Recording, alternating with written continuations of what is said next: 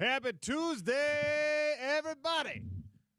Welcome to the Sean O'Connell Show. Another gorgeous Bluebird day in Salt Lake City, Utah. Wow. What a difference a little spring weather makes. We'll try to get you through today, these next 3 hours, and hand you off to Spence Checketts in the drive.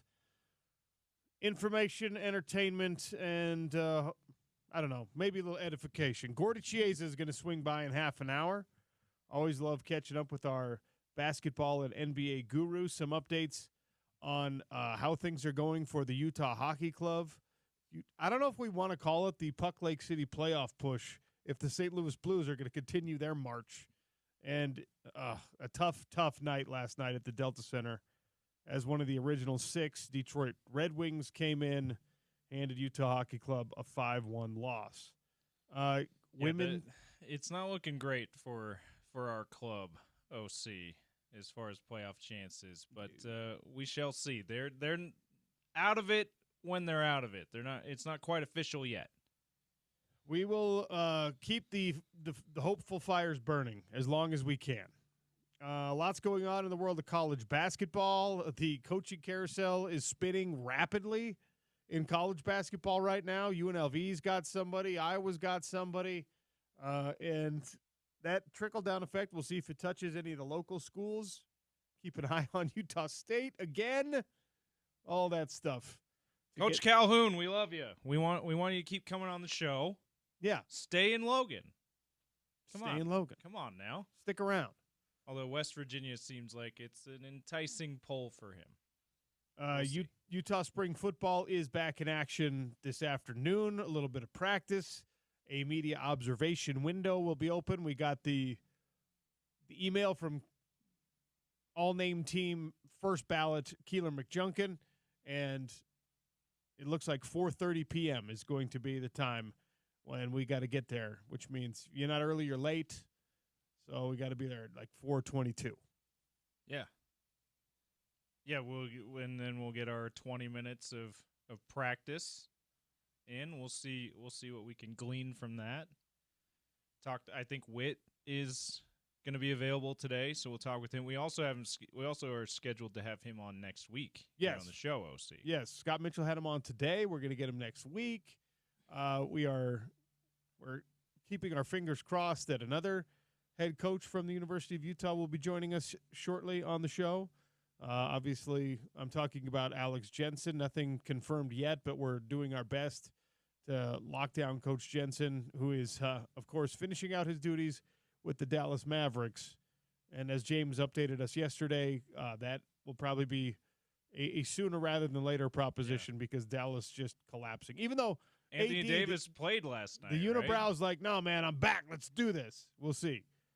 We'll see if you know who is looking at that scenario right now, just with the most desperate hope attached.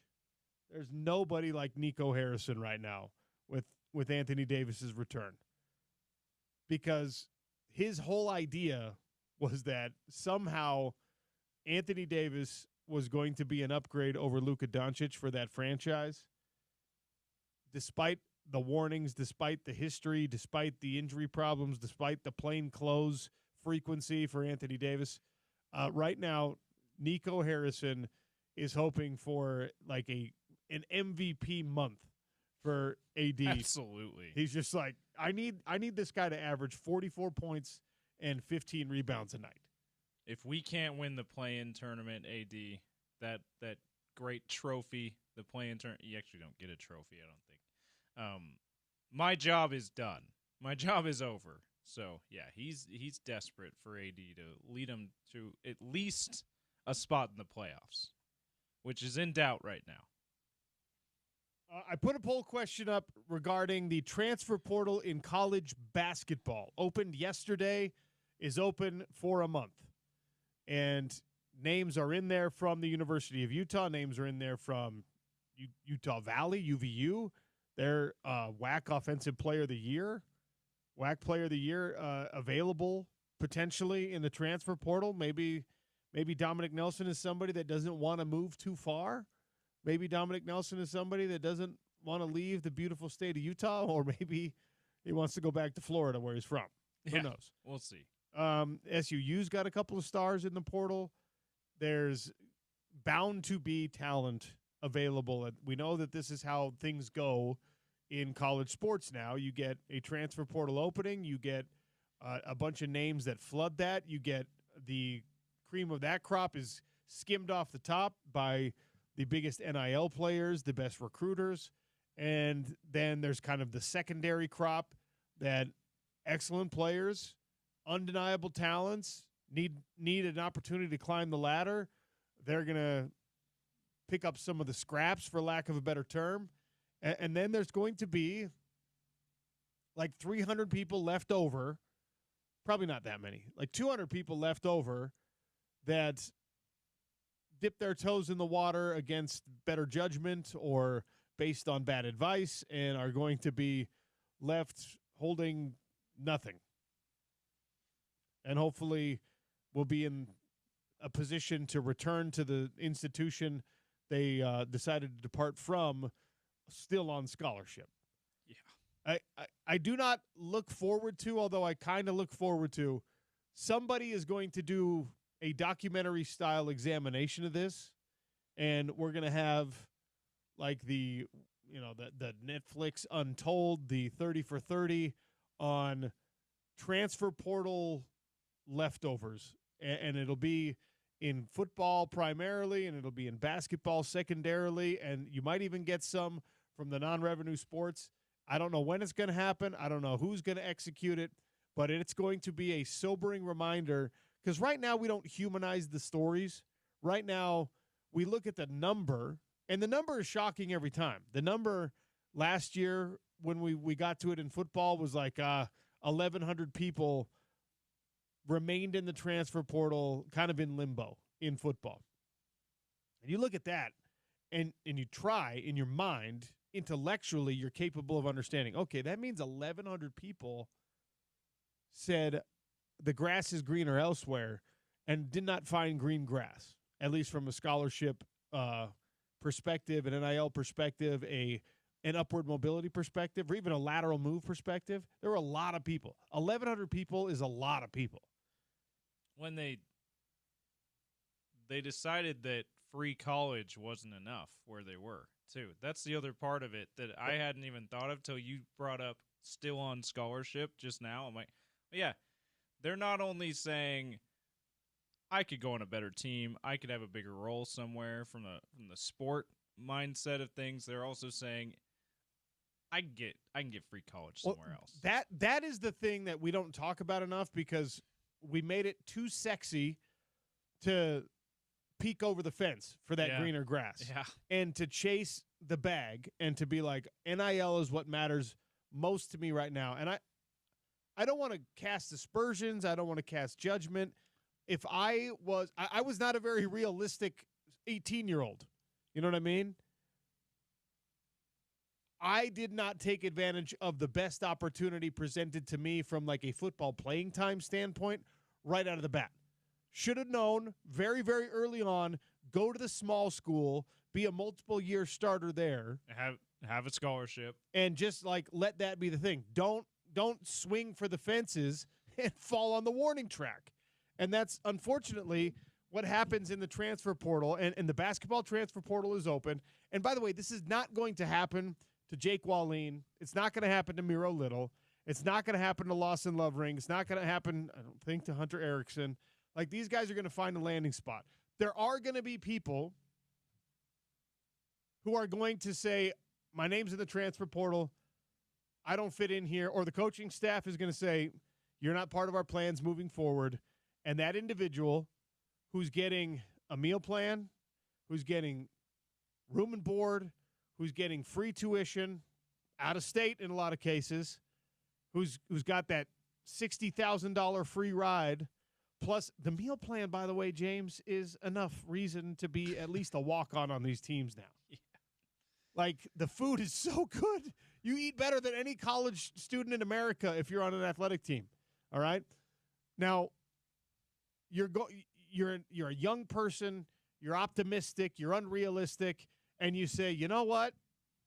I want to be on a tournament team next year. and you put your name in the transfer portal, and the guys and gals that are better than you get snatched up first, and they take the NIL opportunities that go with it, and you're just like, all right, well, that's fine. Like, okay, I'll admit that was the WAC player of the year. Okay, I'll be fine. They got a couple million NIL. I'll settle for a couple 100,000. Look, I'll take the free car that I'm going to get somewhere else. And then you're like, okay, Texas Tech, you need me? Sorry, no, we're good. We're cool. All right, Arizona, you want me? Nope, no. We're kind of a basketball blue blood over here. All right, okay. BYU, what's up? BYU, you feeling good? No, we don't want you. What are you talking about? We're okay. We were just in the Sweet 16. We returned a lot of our players. We're good. AJ's coming. And you just might go through every name in your Rolodex, every coach that invited you to a camp, and every coach that offered you the last time you were a free agent, so to speak. And then you might say, okay, well, you know what? I'm going from a place like the University of Utah. It's not going to happen to these guys, so I shouldn't use that example. I'm going from a place like Colorado, and maybe I don't end up at a place like Utah, or maybe I don't end up in the transfer portal at a place like BYU. Maybe okay, Utah State. This Jared Calhoun guy seems pretty solid.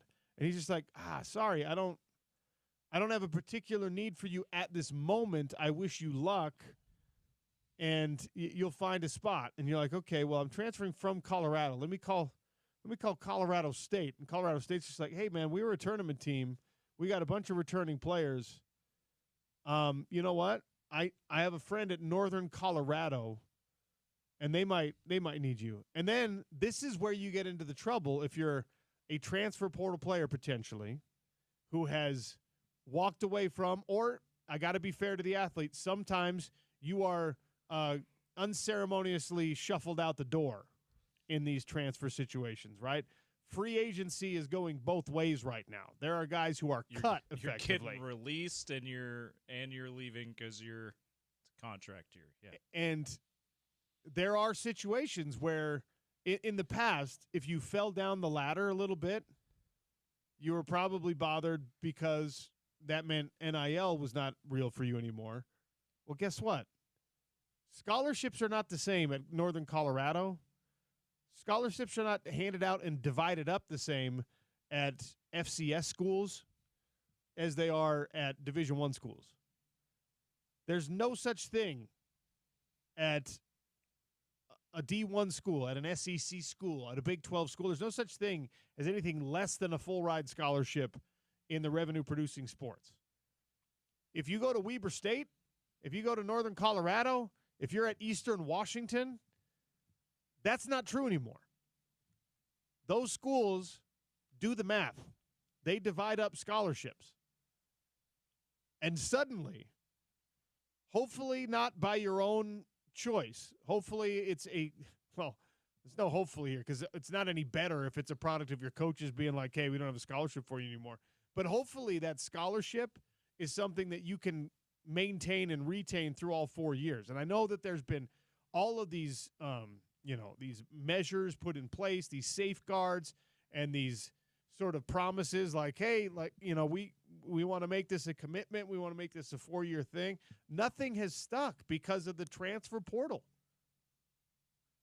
And before that, the thing that many people, myself included, until a few years ago, didn't know is that coaches had it at their discretion to terminate scholarships, terminate roster spots just about any time. It could have been 1-year deals before the transfer portal became you can transfer however many times you want. You can play immediately when you transfer. So coaches used to cut players, you lose your scholarship that way, and they still do in some ways. So it's become much more of a cutthroat business, but it always has been in some ways. And yeah, these guys that are entering the transfer portal, we wish them all the best, but you just hope that not too many of them are going to be the leftovers that we're talking about, that they're not going to say no to staying on scholarship and free tuition and a great educational opportunity and end up with no school and no team to be on, or a much lesser, partial scholarship situation somewhere else. I mean, it's unfortunate. You hope that doesn't happen to too many people this time around. You know what I'm very curious to know? I want to know how many people in 2015, 16, there was a rule put in place that coaches could not, for athletic reasons, they could not terminate your scholarship. If you were at a Power 5 school, your multi-year full-ride scholarship was guaranteed. You couldn't be like, oh, you're not as good as we thought you were, so we're cutting you from the team kind of a thing. We're not going to honor your scholarship. A rule was put in place. I want to know, first of all, how enforceable that is, and I want to know how many people, genuinely would be fascinating to know, how many people at the post-spring football exit interview, when the coach brings you into the office and says, hey, turns out, you know what, it's not as good of a fit as we thought it was going to be. You're number 4 on the depth chart at the quarterback position. We'd like to make room for some new freshman to come in next year to add depth, and we can develop him. It's not working out. So we will help you find a new landing spot. We wish you well in the future. We'd like to cordially part ways. I would love to know how many players are just like, nope. Yeah. My scholarship's guaranteed. I'm at Stanford, and I don't want to go anywhere. Like, you got to keep me because you can't cut me for athletic reasons. There's NCAA rules that protect me. I want to know if that's happened even one time, because the way that we are geared as athletes, as student athletes, especially when you're young, you believe in yourself sometimes more than you should, right? And when a coach tells you, hey, man, you're not good enough to play here, the grass that you're looking for will be greener over there at Sacramento State instead, at Northern Colorado instead, at Weber State instead, at like, I don't know, a Mountain West school, UNLV. We will find a place for you there. Sluka left, so they need a quarterback. Your stance as a young athlete is to be like, yeah, you're wrong about me. I'm going to go prove you wrong. I'm going to go prove it. I'm not going to transfer to UNLV. I'm going to transfer across the bay from Stanford to Cal. I'm going to get the best public education in the world. So you didn't cut me. I jumped in the transfer portal. You know, like, take that, coach. I just don't. I really would love to know, and hopefully this will be part of the eventual documentary miniseries we get about all this. I would love to know how many people are just like, yeah, no, I didn't care that much about the NIL or the playing time. I just realized, like, I'm on a free full ride here, and life is decent, so I'm going to stay, even if the coaches want me gone, because that's a miserable existence.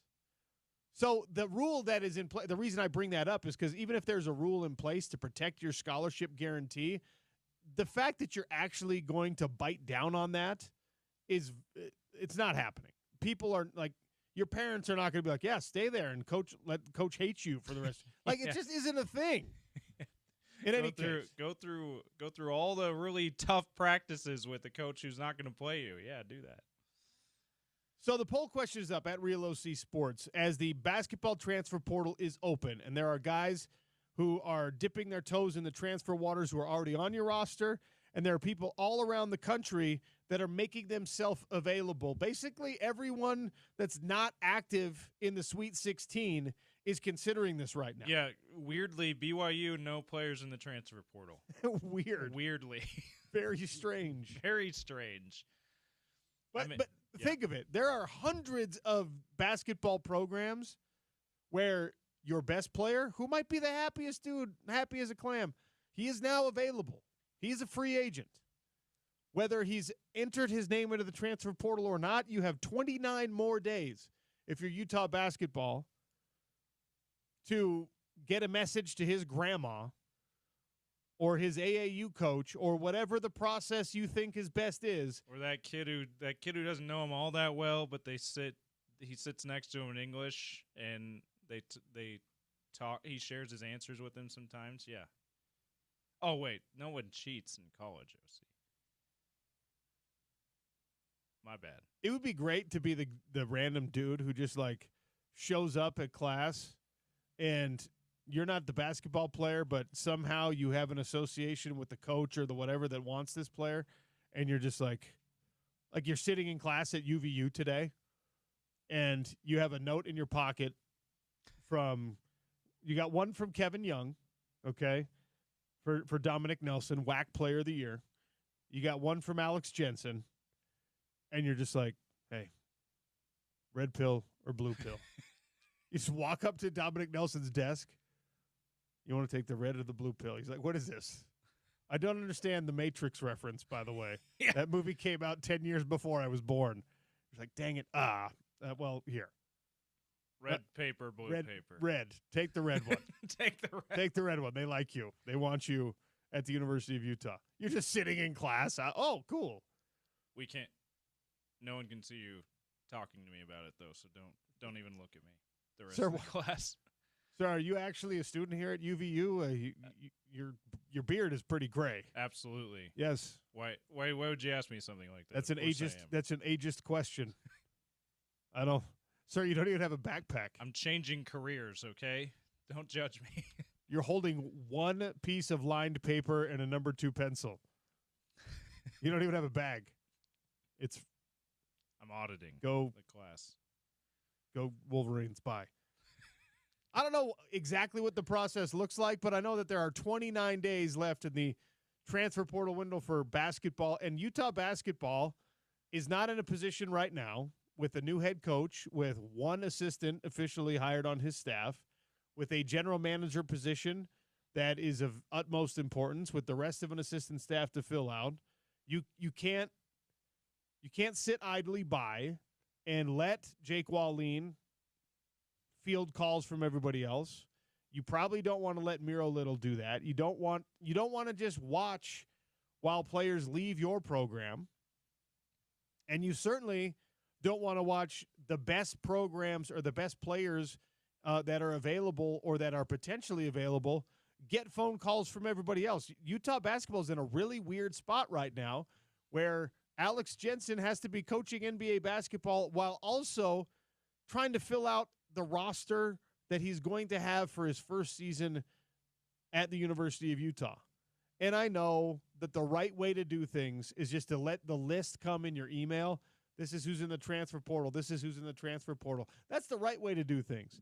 The real way to do things is that you watched Utah State and you watched UVU and you watched Southern Utah and you watched whoever else you think plays good basketball or whoever else you think has players who played good basketball, and you figure out if that person has any willingness, any interest in making themselves available, and what's it going to cost? What's it going to take? How do you get them to Salt Lake City to be part of the first crop of players that you coach as a first-time head coach? Alex Jensen is right now juggling family life, NBA life, hire a coaching staff life, and transfer portal, recruit your own players and whoever else is available life. That means no sleep till Brooklyn. That means watching a bunch of film that you probably don't feel like watching. That means making phone calls you don't want to have to make. That's the job right now, and there are good players already in the transfer portal that could help Utah basketball moving forward. Yeah, absolutely, and no sleep is an understatement. After that list you just made, it's gonna be a long handful of months here, but that's the job, like you said, and that's what Alex Jensen and Rafael Chilius and whoever else gets hired on the staff with. That's what they're signing up for, and you just hope that they can retain a lot of these players that have already said they're going to be in the transfer portal, and retain the others that haven't yet entered their name but might be thinking about it. Because the most players you can retain, obviously, the better off you're going to be starting out. That's always the case. But with this run in Utes team, we talked about it before, OC, they don't have the star player gets you 25, 30 a night, lead you to wins in the NCAA tournament kind of singular star. They got a bunch of really good supporting role players, though, including guys like Jake Wallin, who have entered in the transfer portal, including potentially a guy like Miro Little, who just didn't pan out this year the way they wanted to, but still a ton of talent and upside. If as many of those guys you can keep, the better, because then you ought to have the confidence, if you're Alex Jensen and the rest of the staff, Coach Chill and whoever else is going to be on the staff, that you can go out and find those singular star players that can help lift up the rest of these really good supporting players you already have. To me, the college basketball question is not the same as a college football question if you need help in the transfer portal, right? Like for Utah this offseason, the super obvious thing was what do you need to go get? What's your top NIL target? What's your top energy target? What are you spending all of your time and effort on right now? And if I put a poll question up, everyone would have been like, get a quarterback. Yeah. In football, that's where the building blocks begin, right? You start, that's the cornerstone. You see if you got some quarterback talent, and or I guess you could make a case and like an NFL level that you can do the chicken and the egg. Well, let's do the offensive line first so we can actually protect a good quarterback. But there's nobody in college football would be like, go find the number one offensive tackle first and worry about a quarterback later. In basketball, it's a much different question. I think it matters staff by staff. The poll question I put up, who should you be targeting first? Top available point guard, top available shooting guard, top available small forward type, top available big. Who should they be targeting for Utah basketball in the transfer portal right now? Who should Alex Jensen be flying a private jet out to find? Right now, the responses, 78% of the responses are top available point guard. I understand why people feel that way.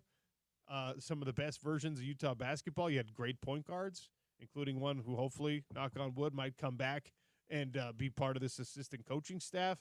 Obviously, you want a good on-ball guy. Doesn't have to be a point guard. Like, who do you want? What do you want? If you're doing the building block thing, James, where do you start? I think nowadays I would start with the forward who's got perimeter skills but also size to be versatile defensively. I would start there at any level. NBA, that's who I would look at if I had the number one pick. And it didn't have an obvious player that's the best talent like we have in this year's draft, for example. If I'm a college coach, I'm looking at that position because those are the ones that really raise your ceiling more than just about anyone else. It used to be the center, the great post player who could protect the rim and get you 20, 30 points in the paint every night. A lot of people thought, well, secondarily, it's the point guard, the guy who can set things up and whatever. And the point guards are very important, but the guys who really raise your ceiling are the 6'7", 6'6", 6'7" guys who can do just about everything on both sides of the ball and get you that 20 to 30 points from anywhere on the floor. So that I would look at that. But obviously, like I just said with the NBA, you got a year Cooper Flagg or Victor Wembanyama. Doesn't matter what position that guy is, you get him. So if there's someone out there that Alex Jensen loves that's a point guard instead of the type of guy the archetype that I just described, you go get that point guard. One respondent, Ill Slinky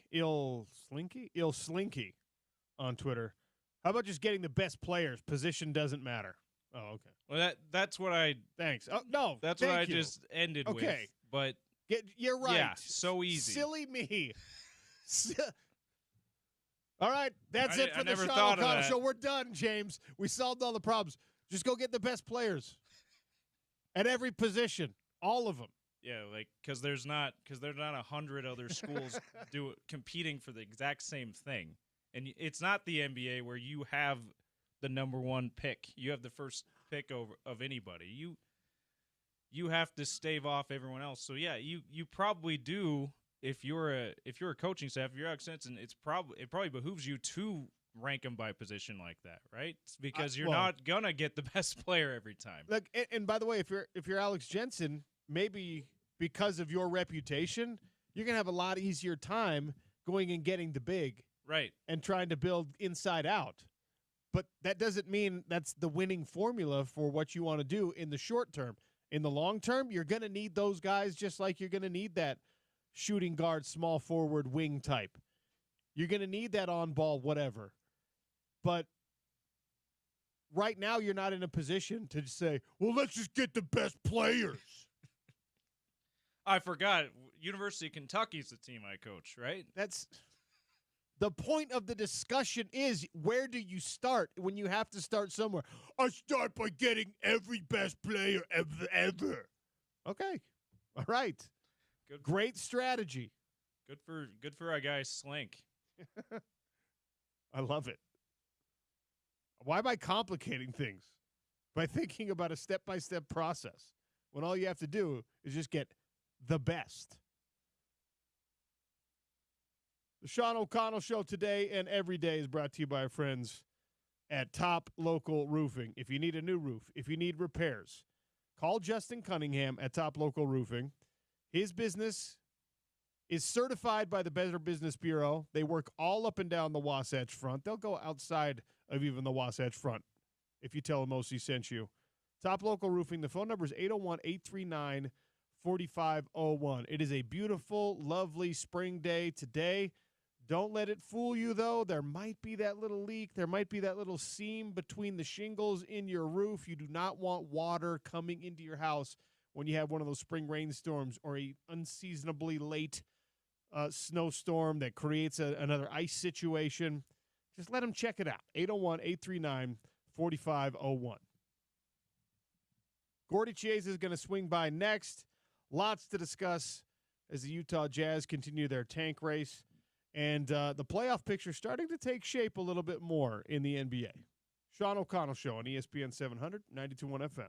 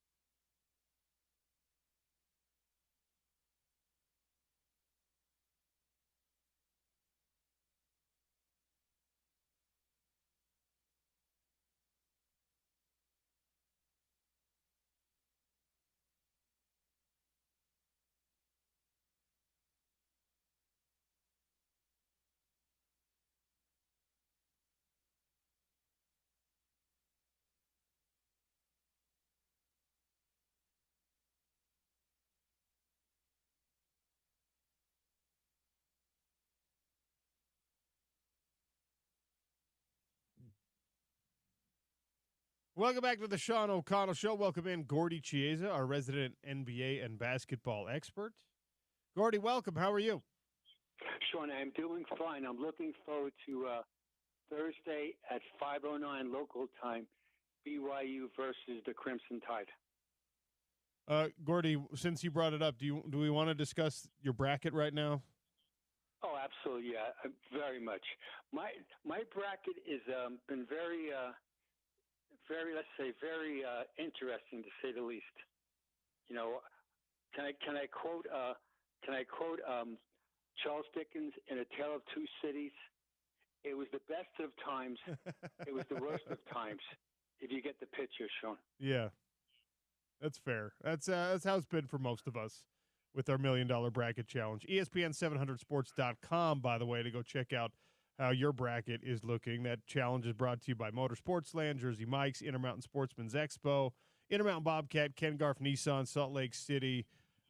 Gordy's not faring all that well. It does make you feel great if your bracket is in better shape than Gordy's bracket, okay? Because we know how much he knows about basketball. You can at least delude yourself temporarily into thinking you are also a basketball genius if you have a healthier bracket than Gordy right now. That's fair. Oh, absolutely fair and well said. And I talk about all the time is that for a lot of teams, March Madness becomes March Sadness. And so those teams would be in any order: St. John's, Clemson, University of Memphis, University of Missouri, University of Wisconsin, and Iowa State. Those are the teams I thought about where March Madness, when they first were selected, and in the brackets, they become sadness as we speak right now.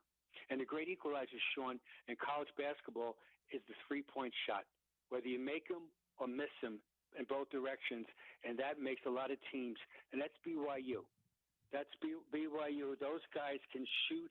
They play fearlessly, and that's a huge part of their recent success in March Madness. Gordy, before we get into any NBA discussion, as long as we're talking college basketball, I put a poll question up. The transfer portal is open in college basketball right now, and there's only 16 teams left playing at the most meaningful level, and those teams don't have players in the transfer portal just yet. Maybe by the end of the cycle they will. But for the University of Utah, with Alex Jensen taking over this job, and he's finishing out things in Dallas first, they've got to figure out the building blocks of their roster. And college basketball is a little bit different than NBA basketball. So how do you decide where the cornerstone piece is? Is it a positional thing? I framed it positionally. You want a point guard, a shooting guard, a small forward, a big man, whatever. As you're trying to figure out how to build for short-term success and a quick turnaround, but also for long-term success and establishing a big-time culture, what should Utah basketball and that new coaching staff be looking for in the transfer portal right now? Wings, two guards and small forwards that can versatile. So those kids that are bouncy, high school or kids from the portal. Now, Sean, the way the rules are, no more traditional recruiting. We'll say the best high school players you can. Now with the transfer portal, that's how you get better quicker. And then also junior colleges. Your junior colleges were very almost like out of play for about the most recent years, but now with the NIL money, they're back in. So I build it through positionally through the wings, and also at least one big that's skilled can play both inside and outside, and then through the portal. And so it started on Monday as far as transfer portal. Right now there's over 900 players in it, and hopefully they can get their fair share of helping them. You want to build for the future, but Utah, they're losing ground locally. And so in their world, they've got to show like a quick burst of improvement. So the old days of building, through high school kids, that's yesteryear. Now it's through the portal.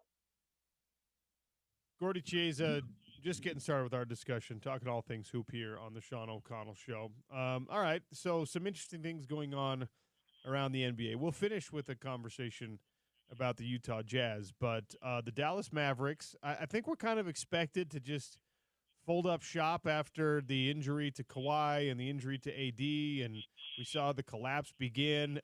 But Anthony Davis, the unibrow, back and seems like he's at least going to make this final push. Is it going to help? Yes, very much, yeah. So these guys have prided themselves. So for the last 3 weeks or so with the injury, is that him sitting out, the Dallas Mavericks are free-falling, and they're blaming everybody, including Anthony Davis. Why would we trade Luka for Anthony Davis? So you're sitting there in your home or in Dallas in your rented home, and you're getting yourself ready to play. So Dallas is going to try to bite, fight, and claw to get into the play-in tournament, and then as they get more healthy and more used to playing each other, try to get an upset. So a lot of times in professional sports, you have to reassess your initial goals because of injuries, and now that's what the Mavericks are going to do. Right now they're tied with the Phoenix Suns for the 10th seed, 35 wins and 37 losses. And it seems so trivial. Hey, we thought those guys, both teams, are going to be contending. It didn't play out that way. So now they got to counterpunch that to try to get some upsets in the first round. Another interesting matchup going on tonight in the association. Jimmy Butler plays against his old Heat team in Miami for the first time since the trade. He seems to be trying to downplay it. You've been part of these types of games for players, coached them through this opportunity. What does it actually look like for someone in Jimmy Butler's shoes to go back to a place where obviously he was an iconic player in Miami, and then the divorce got a little bit ugly, and now obviously he's in a good situation with Golden State.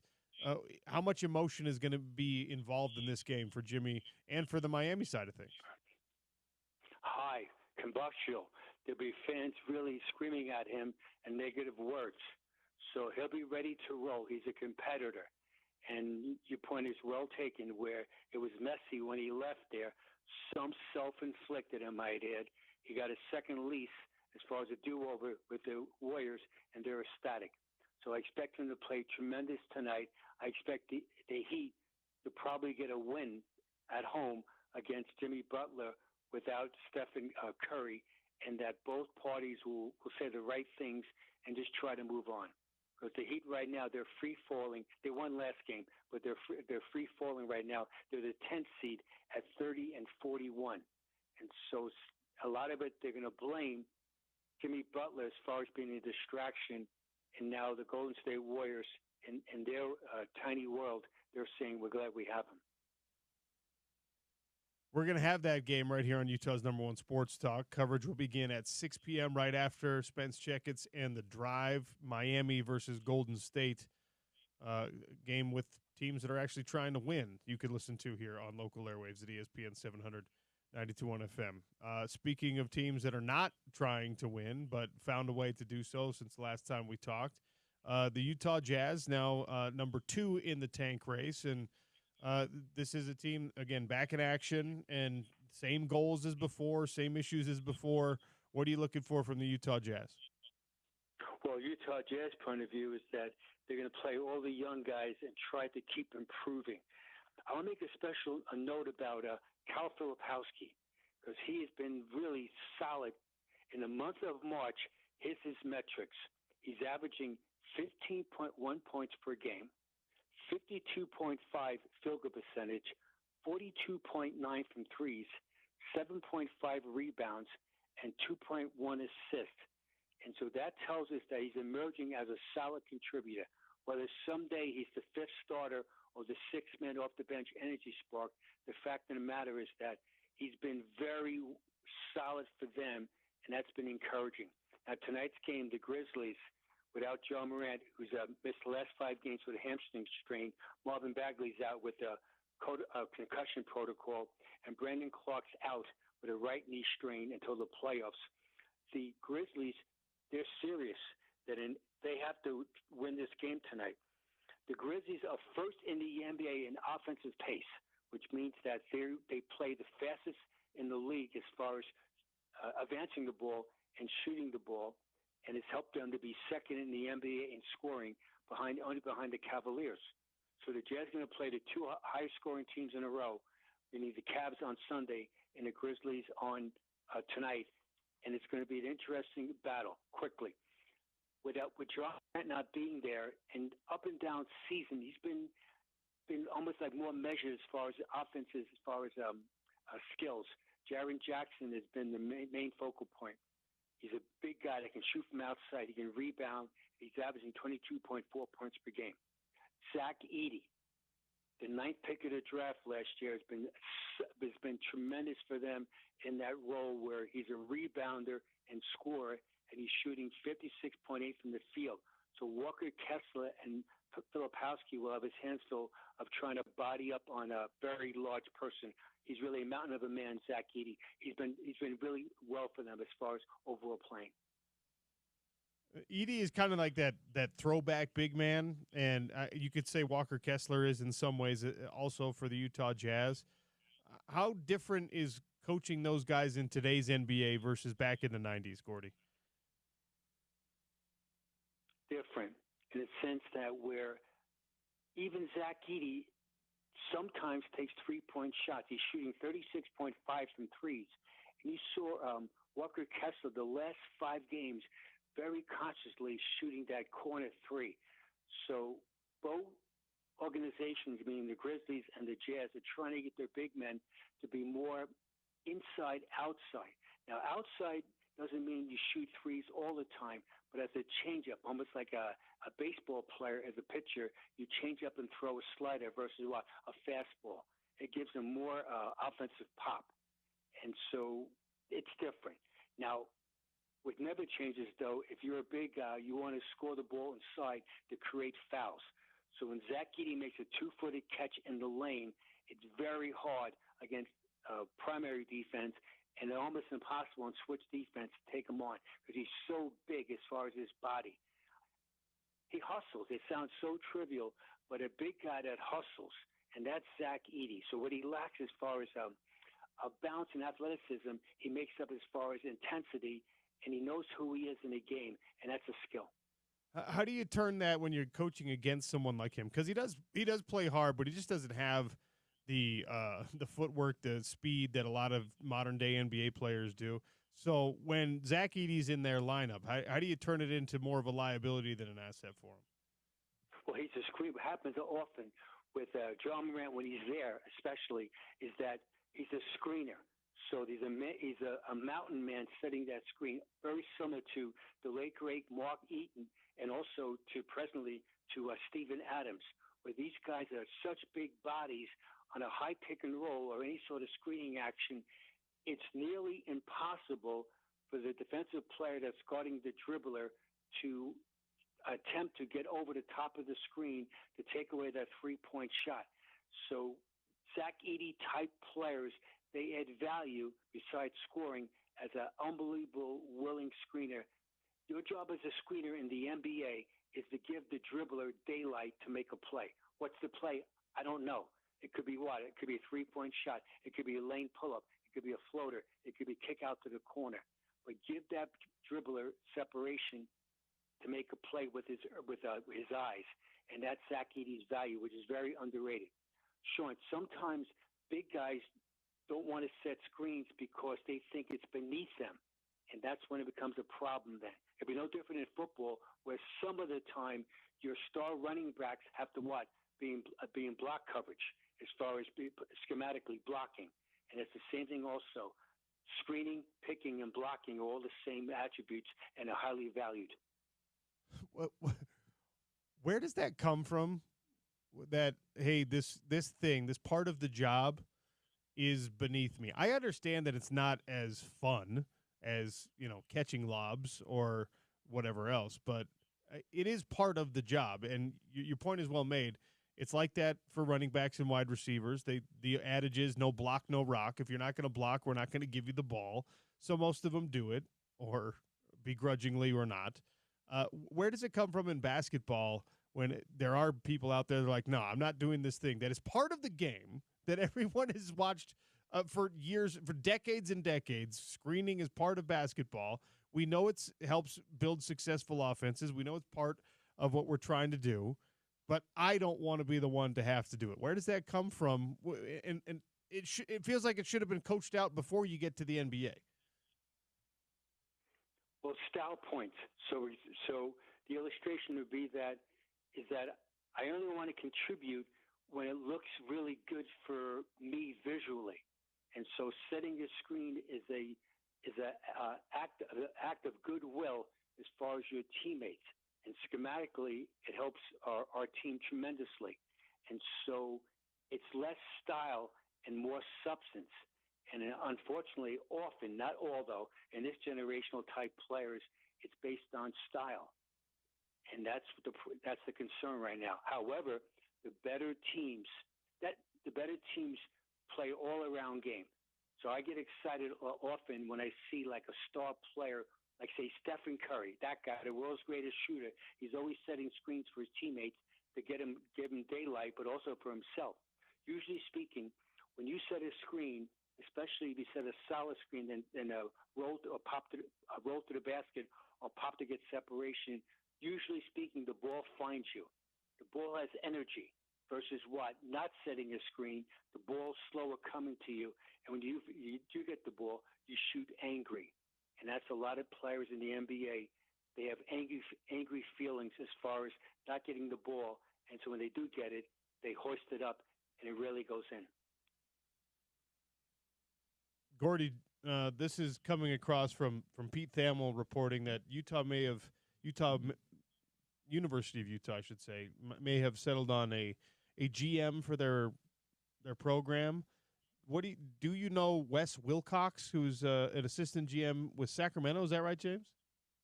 Yeah, with the Kings. Do you know Wes Wilcox? I do, yes, absolutely. He used to be also the general manager of the Atlanta Hawks, very much.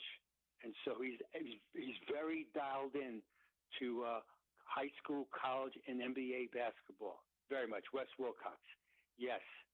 And that he was Donnie Daniels, the former great assistant coach of the Utes during Rick Majerus. Wes Wilcox was Donnie's assistant at Cal State Fullerton. So they go back a long way. So he has roots there. Also, Wes Wilcox, 25 years ago, was a camp coach at Utah basketball camp when he was a young coach. Wow. On the way up in his journey.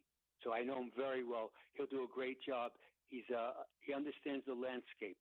And so general manager of Division I, now high Division I, is almost like a general manager of an NFL, NBA team, where you're dealing with you're dealing with the agents. So part of it now is Wes Wilcox, when he worked for the Sacramento Kings and Atlanta Hawks, the same agents that he dealt with for NBA players, he's dealing with now with high school and college players. So he's used to talking the language with them as far as getting, quote, deals done. The landscape has changed tremendously.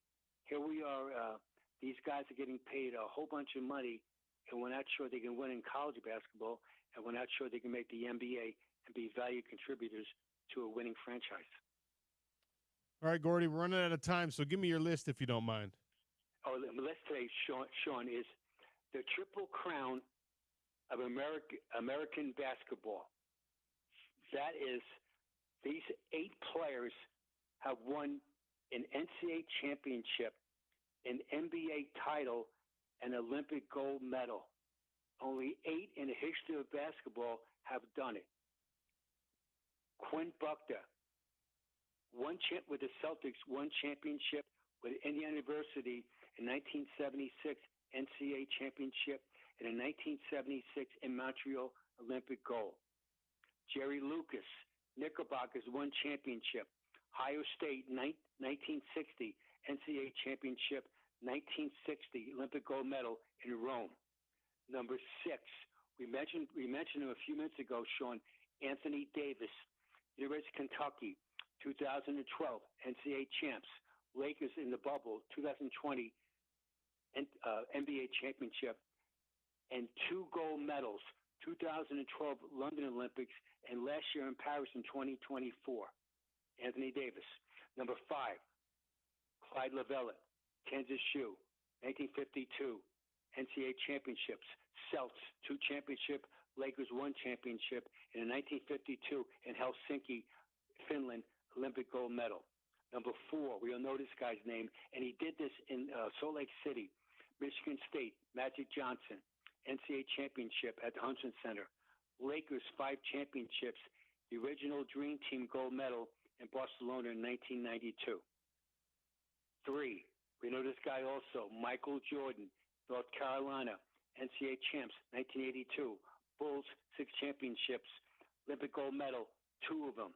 1984 in LA Olympics and 92 Dream Team in Barcelona, Spain.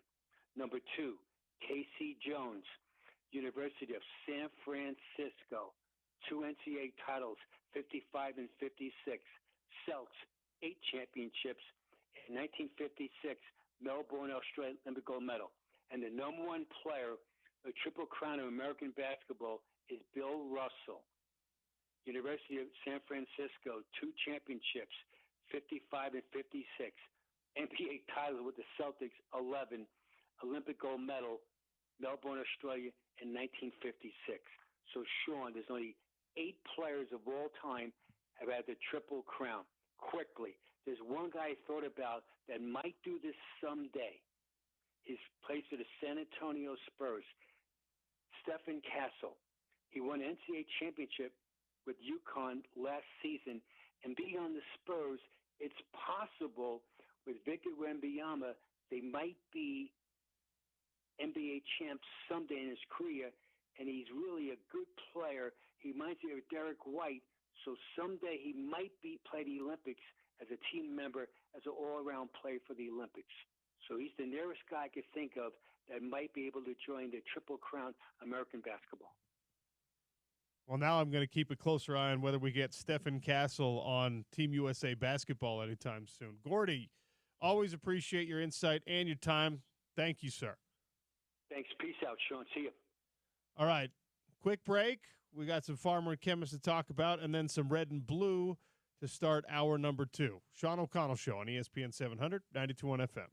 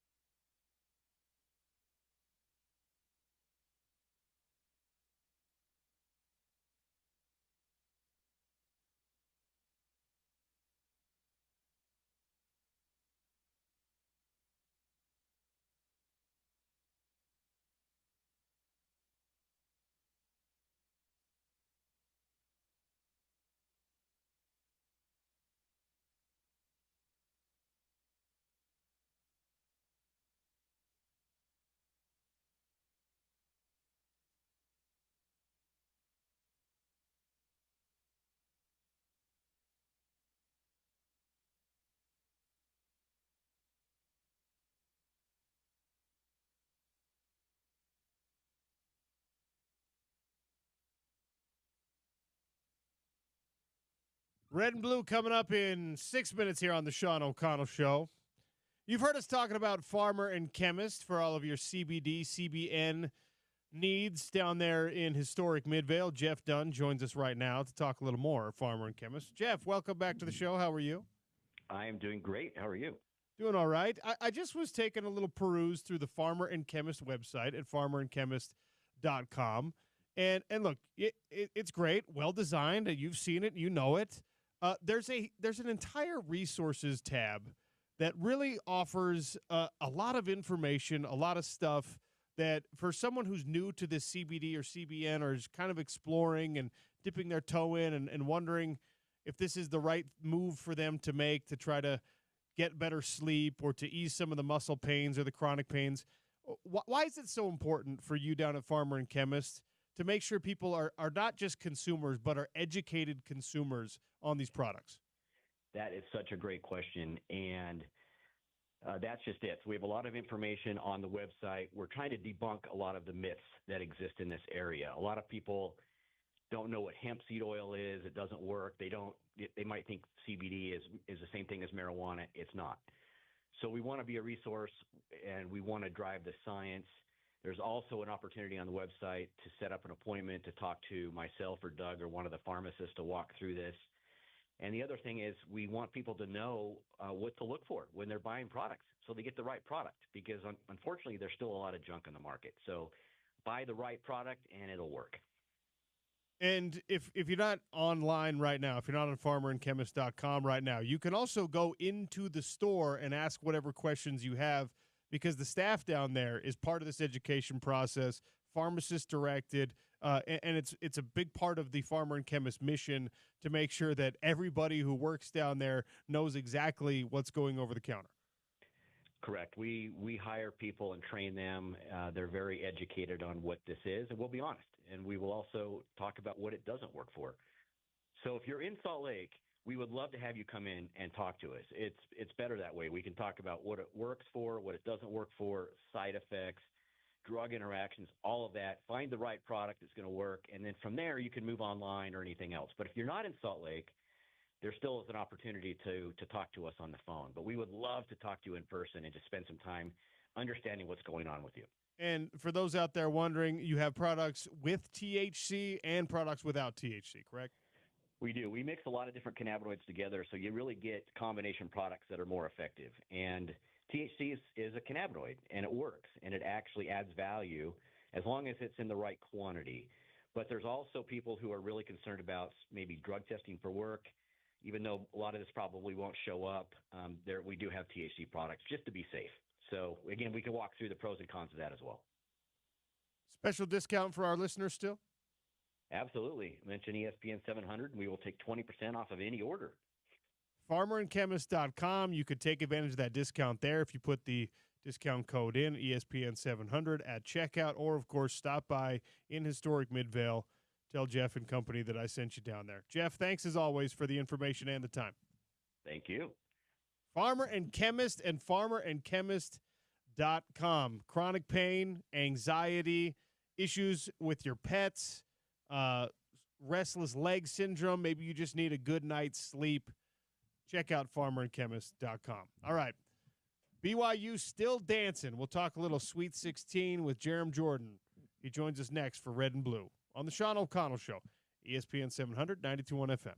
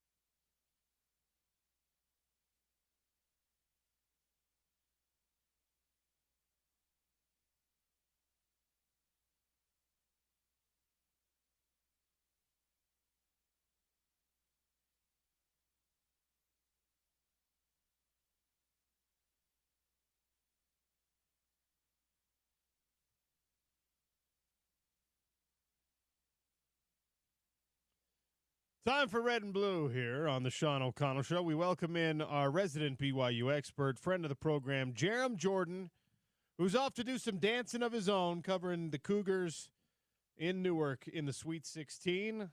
Jarom, welcome back to the show. How are you, sir? I could not be better, and I've heard Newark is lovely this time of year.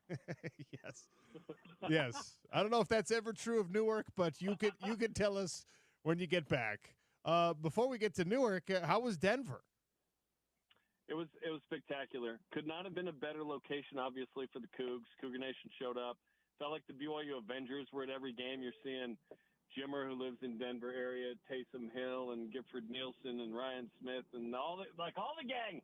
They showed up for this moment. I think BYU fans understand when there's a moment, and they were there, and they packed the house, and they were doing the BYU Cougars chant during timeouts, and that was big time. Like the way the team played, the way that Cougar Nation was there, it was awesome. And BYU's going to the Sweet 16, man.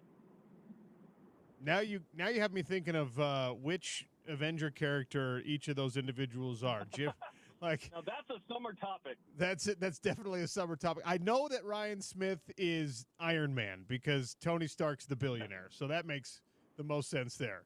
We'll just leave it at that for now. All right, so a really impressive performance against Wisconsin. It got a little bit dicey, a little bit scary late, and then Mawit Mag just plays great defense and doesn't foul. I don't know if Tanji's happy with the possession that he put forth, but it feels certain to me that Mag and Kevin Young were happy with the way that thing worked out. I don't think people realize how difficult it is not to leave your feet there, not to get drawn into the foul there. Why is he so good at it? He's got great experience. First off, he's a great athlete. He played 4 years at Rutgers. He had played against Wisconsin 3 times. He hadn't played against Tanji because Tanji transferred in from Missouri after 4 years at Colorado State. But I talked to Mawit in the locker room. I was the first to get to him, and I said, how did you not foul on that play? And he said, we talked about it in the timeout, the huddle, getting one stop, don't reaching, just put your hand up, don't give him a free throw, because he had gone 14 of 16 already from the free throw line. It felt a little James Harden-esque there for a minute. He was getting a lot of free throws. He's very good at that. But I was shocked that Tanji settled a little bit. I thought Mawit did a great job. I thought Tanji should have thrown himself at the rim and into Mawit. They were calling those fouls. He probably would have gone to the line, probably would have tied it up. And he went too late, too. That's the thing. He didn't give them a chance to miss a shot and have BYU miss a free throw and get a 3 up on the other end. So it was a mistake for Wisconsin to go late and kind of get stuck there, and BYU benefited. And they still had to rebound that ball. I think Bakeda tips it out, throws it to Trey Stewart, and then Trey, after the whistle, throws down a monster dunk off the backboard, which was awesome. Yeah, it's a moment like that. You kind of don't care if the buzzer's down and your team's winning. Just go and show off a little bit. And of course, that's got BYU in the Sweet 16. Things get very, very interesting from here on out. Alabama, tough matchup, very good team. And of course, if you can get past Alabama, then we're probably talking about Duke, which is another animal that we have to discuss at some point. Alabama versus BYU first. Where are the Crimson Tide most dangerous for this Cougar squad? They're the best offense in the country, Sean. They're first in points per game. They're fourth in efficiency. They're first in tempo. They are an incredible offense. Like they shoot they shoot more threes than BYU does per game. BYU makes a little bit more, but that's an interesting battle. Who shoot a higher percentage too. The bench for BYU and Bama averaged the exact same number to the 10th per game, 30.43. It's crazy. So where is Alabama deficient anyway? Because they went to the Final Four last year, 3 straight Sweet 16s. It's that BYU's playing so great, and they can go toe-to-toe. Robert Morris, old Bob Morris, gave them a little bit of a game. It was a 9-point win for Alabama over a 15 seed. And then St. Mary's couldn't match the rebounding, the athleticism, and Bama dictated with its pace. Listen, Alabama's given up 80-plus 19 times this year. They're going to let you score a little bit. What they do is just outscore you. But BYU can go toe-to-toe right now with anyone. Since February 12th, BYU is 11-1, and they have the 4th best efficiency margin, so offense minus defense, in the country. 1, 2, 3, and 5 on that list are the 1 seed, Sean. BYU is playing like a 1 seed since February 12th. They can go toe-to-toe with Alabama. I can't wait to watch it. So for the Cougars, is the right strategic move here to just say, all right, track meet, let's see how this is going to be a 101 to 99 NBA style game where both good offenses, or do you do what you can to slow down this Alabama offense and make them earn it a little bit more than other teams have? I think BYU is playing better defense than they have in a while. Mawit Mag and Trey Stewart, Keba Keita, these are 3 guys that thrive on that end. Also, Alabama's number 1 in rebounds per game. If BYU can limit second chance opportunities for Alabama, I think that'd be good. But it's a little tough because Alabama plays 2 bigs. Not everyone does that. BYU just plays 1. You kind of have to put Yegor Demon on defense as kind of your power forward. So it's a little different in that way. You've got to defend the offensive glass that Alabama will hit. And then certainly the Cougars are going to try and go toe-to-toe offensively with Alabama. So I think it's interesting. I think Brunson, very dominant left-handed dude. Sean Farnham today at ESPN was like, make him go right. It surely can't be that easy. Otherwise, someone would have done it. And Alabama is the number 1 strength of schedule. Like, they're 7-5 in that same span of BYU going 11-1. But they've lost to teams like a couple of times to Florida, but they've gone to Auburn and won at the buzzer. I mean, Alabama's off. You got to win huge games to advance at this point. But I think BYU matches up pretty well with Alabama. It's not a Houston-type team. VCU, did Houston-like things, but they weren't as good at it. You know, it made them look kind of silly. BYU, against teams that have played good defense, has put up, the worst or top 3 worst defensive performances for that team all year. Alabama doesn't have a great defense, but they have an elite offense, and so does BYU. So I think it's going to be a fun matchup. Man. If you had told me that in the round of 32, BYU was going to shoot 49% from the field, 46% from 3, 94% from the stripe, I would have been like, that's not a 2-point win. Is there any pause? Right. Is there any worry with the fact that somehow this ended up being a close game despite those historic type numbers from BYU offensively? And speaking of the historic nature of that, Opta Sports tweeted, no team has put up the points, assists, and then the field goal, 3-point, and free throw percentage that BYU had a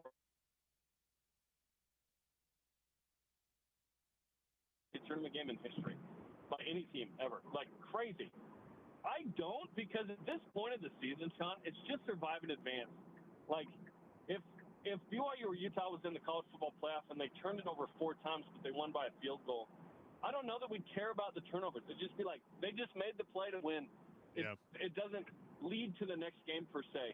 BYU's played and won several games in the kind of high 80s, low 90s at Arizona, at Iowa State. Iowa State in the Big 12 tournament. BYU has been clutch. If they get a lead with 5 minutes to go, they haven't lost this year. Just BYU's been able to hold on to its lead. It gets a little sweaty, like it did Saturday, but BYU's been clutch. We're doing Red and Blue here on the Sean O'Connell Show. Jerem Jordan is our BYU insider. He's on his way to the airport to head to Newark. Of course, in Denver, there's a strong BYU contingent locally, and that's an easy place for people to travel to. What kind of a crowd, what kind of showing do you expect from BYU Nation in Newark? I do think there will be a good contingent. So in this regional, you've got Duke, who will have the most fans, Arizona, BYU, and Bama. I think BYU is going to be represented second best there.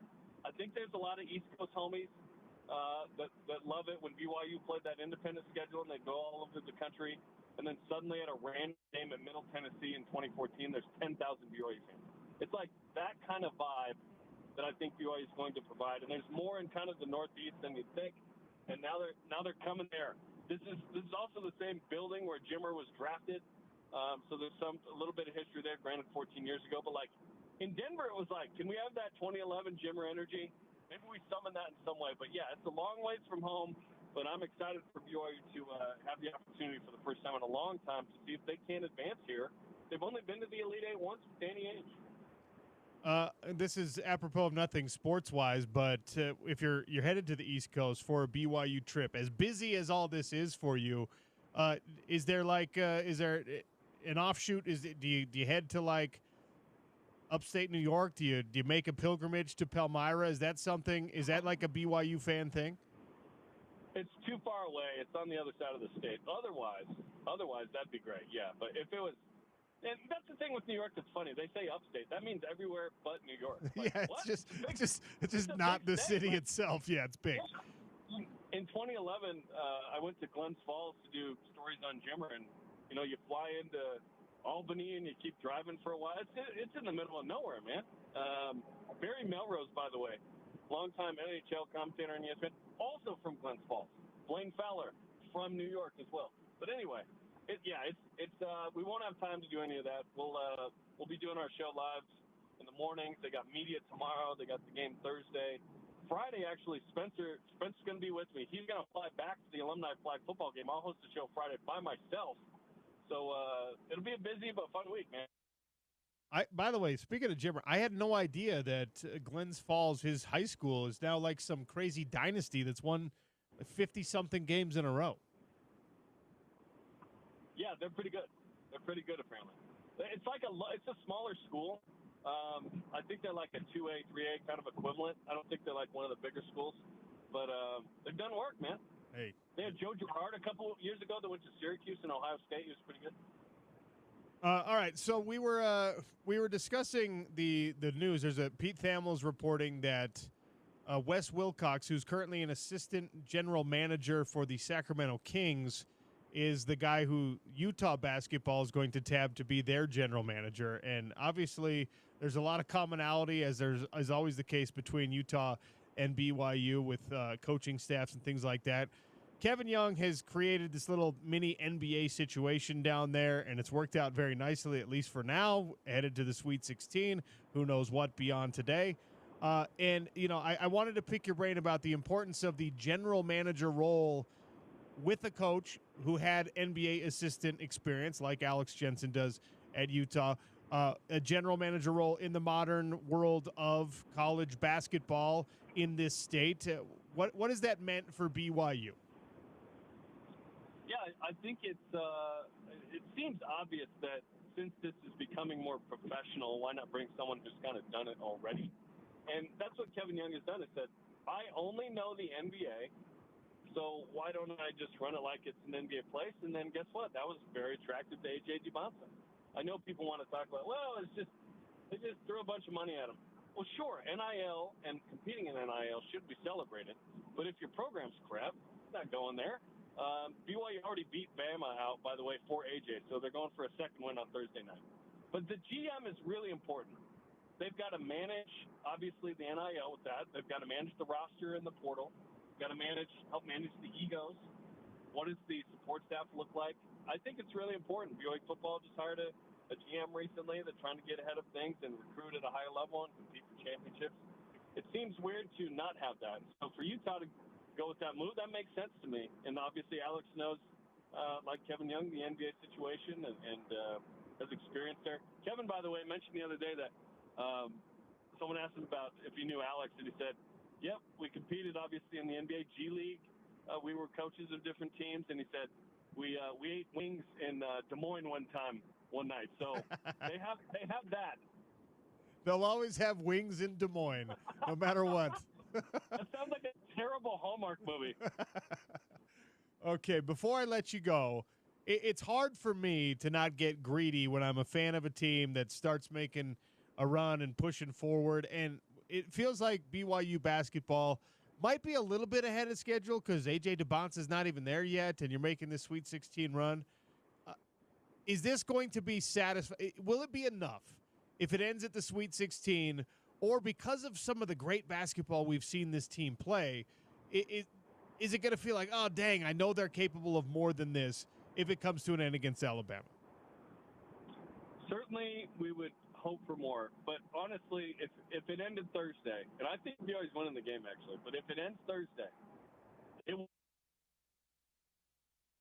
use PTSD with the tournament, none of which has anything to do with Kevin Young, by the way. He doesn't know or care.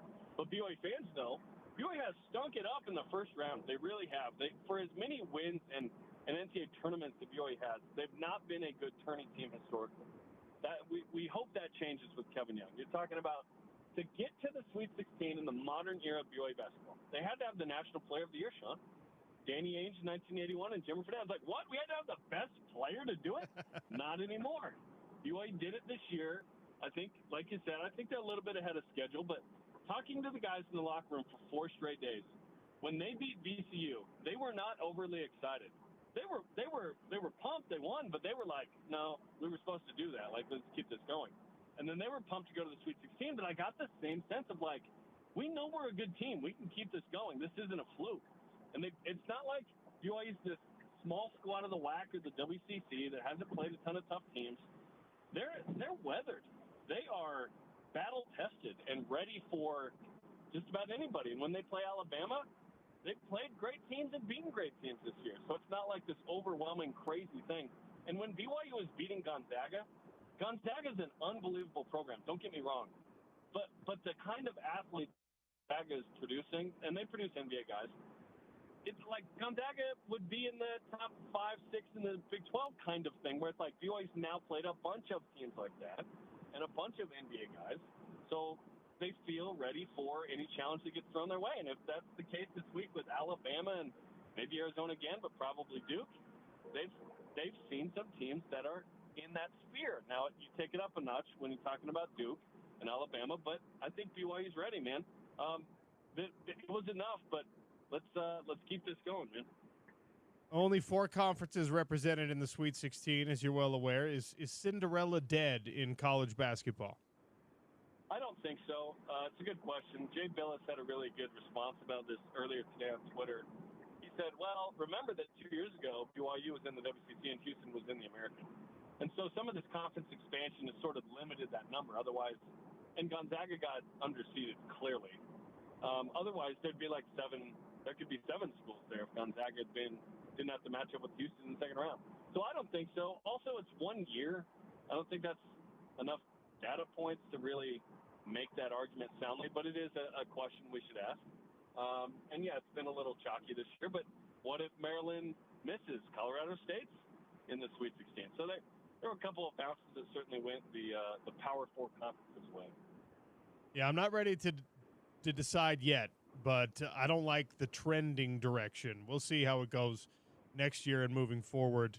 Jerem, always appreciate your time. Enjoy Newark. Thank you. Absolutely. Thanks, Sean. Jerem Jordan, BYU Sports Nation, headed out to cover BYU in the Sweet 16 against a very, very, very good Alabama team. And this game, I don't think BYU can slow Alabama much off their pace. This might be 91-89 was BYU's last game. This one could be like 100-98. How great would that be? How amazing an would NBA that game. Be? By the way, what's more impossible? BYU beating Alabama, which, like you said, doesn't seem that impossible, but just for the exercise, BYU beating Alabama or Jerem Jordan enjoying Newark? Jerem Jordan, though, he's the kind of guy who can find a way to enjoy anywhere. Okay. You know what I mean? So like what's you're gonna saying Jerem's going to go find a good slice of pizza, and he's going to run into some other BYU fans that are traveling out there. And even though Newark is not a good place to enjoy yourself, he will find a way to enjoy it. So Sean O'Connell of ESPN 700 Home of the Utes says it's impossible for BYU to beat Alabama. Is that what I just heard? It's not impossible. Tweeted. I know people want it to be impossible. I know that nobody here is like, oh my gosh, yay BYU into the Elite Eight potentially. Good for them. Great to have an in-state representation. More to talk about. It's going to get a little bit uncomfortable and sweaty around here if BYU makes an even deeper run than this. Yes, but they're capable, man. That's a good team. I really think that they have become an NBA-style team in the sense that because they like to shoot the three and they're so effective at shooting the three most of the time with Richie Saunders and company, I feel like if they hit most of their threes, they can beat just about anybody. If those shots are missing, though, which are often 50-50 shots in big games, if those shots are missing, they're going to have a hard time. They're going to have a hard time winning. Jarom makes good points about how Alabama's not necessarily a great defensive team. Right. So they should be able to get some good looks, and they look to go to the rim. They look to shoot the corner three. They've got guys who are capable of doing that. If they can knock those shots down, I'd feel really good about them beating Alabama. If they're missing those shots, they're probably not beating Alabama. Well, they need to rebound And like crazy because Alabama's a good rebounding team. Alabama will get themselves extra possessions, and they don't miss the second and third opportunity very often. It's true. Right? So that's Checketts and Foose need to be on the glass. Checketts is probably the most important player in the game for BYU because of that. Also, what happens for BYU if Yegor Demon just has better shot selection and doesn't turn in a terrible percentage? And he takes care of the ball. Turnovers have been a bugaboo for him. If he takes care of the ball too, that's a big deal. And you're absolutely right. And also taking care of the ball is good shot selection. It's true because Alabama's a bad good rebounding shots can be team. a turnover too. If you take a bad shot and you sacrifice a possession to an Alabama team that doesn't do that very often, now you're allowing things to swing in the favor of the Crimson Tide. And by the way, this is a good poll question. Maybe we'll get to it. But because Alabama is that's the evil empire. That's gross. No one wants to see Alabama be successful in football or basketball, right? Especially not in both. what Alabama represents is just see what happens when you just throw money at everything. We hate Alabama. Alabama's the new USC because USC's not toothy enough to worry about anymore. Alabama or BYU? This is for a Utah fan, this is a terrible choice. I mean, it's Crimson versus Royal Blue, though. We're not. used to that. We're used to that around here. We need to decide what is Crimson then, because Alabama's Crimson and Utah's Crimson. Two different shades of red. I don't think I've always considered Alabama's Crimson to not be Crimson. Yeah, it's closer to maroon. It's maroon. Yeah. Is Crimson not a vivid bright red? Is that not what we call Crimson, or is it a deep dark red? Yeah, because Harvard's Crimson, they are the Crimson, of course, is definitely closer to Utah's Crimson, right? A rich? Oh no. Okay, so maybe we're the wrong Crimson. I'm sorry, guys. We are the definition of Crimson: a rich, deep red color inclining to purple. Great. All right, so Bama's is the true Crimson. Damn it! Strike it from the record, James. Strike what I said about it too. About compared to Harvard. Harvard's is probably closer to Alabama. Yeah. So we're used to the color battle, the color matchup, but yeah, this is kind of a no-win for most Utah fans. Wow. Crimson originally meant the color from the kermes dye produced from a scale insect, Kermes vermilio. So they used to get red from the shell of these insects, and that's where crimson came from. That might be a trivia question later. Oh. Wink, wink, nudge, nudge. All right. You're going to have to spell the name of the insect right. No, I'm just kidding. Bet you didn't expect that on March 25th we would be talking about the college football coaching carousel spinning. A guy with very strong local ties has been fired. We'll discuss that next on the Sean O'Connell Show. It's ESPN 700, 92.1 FM.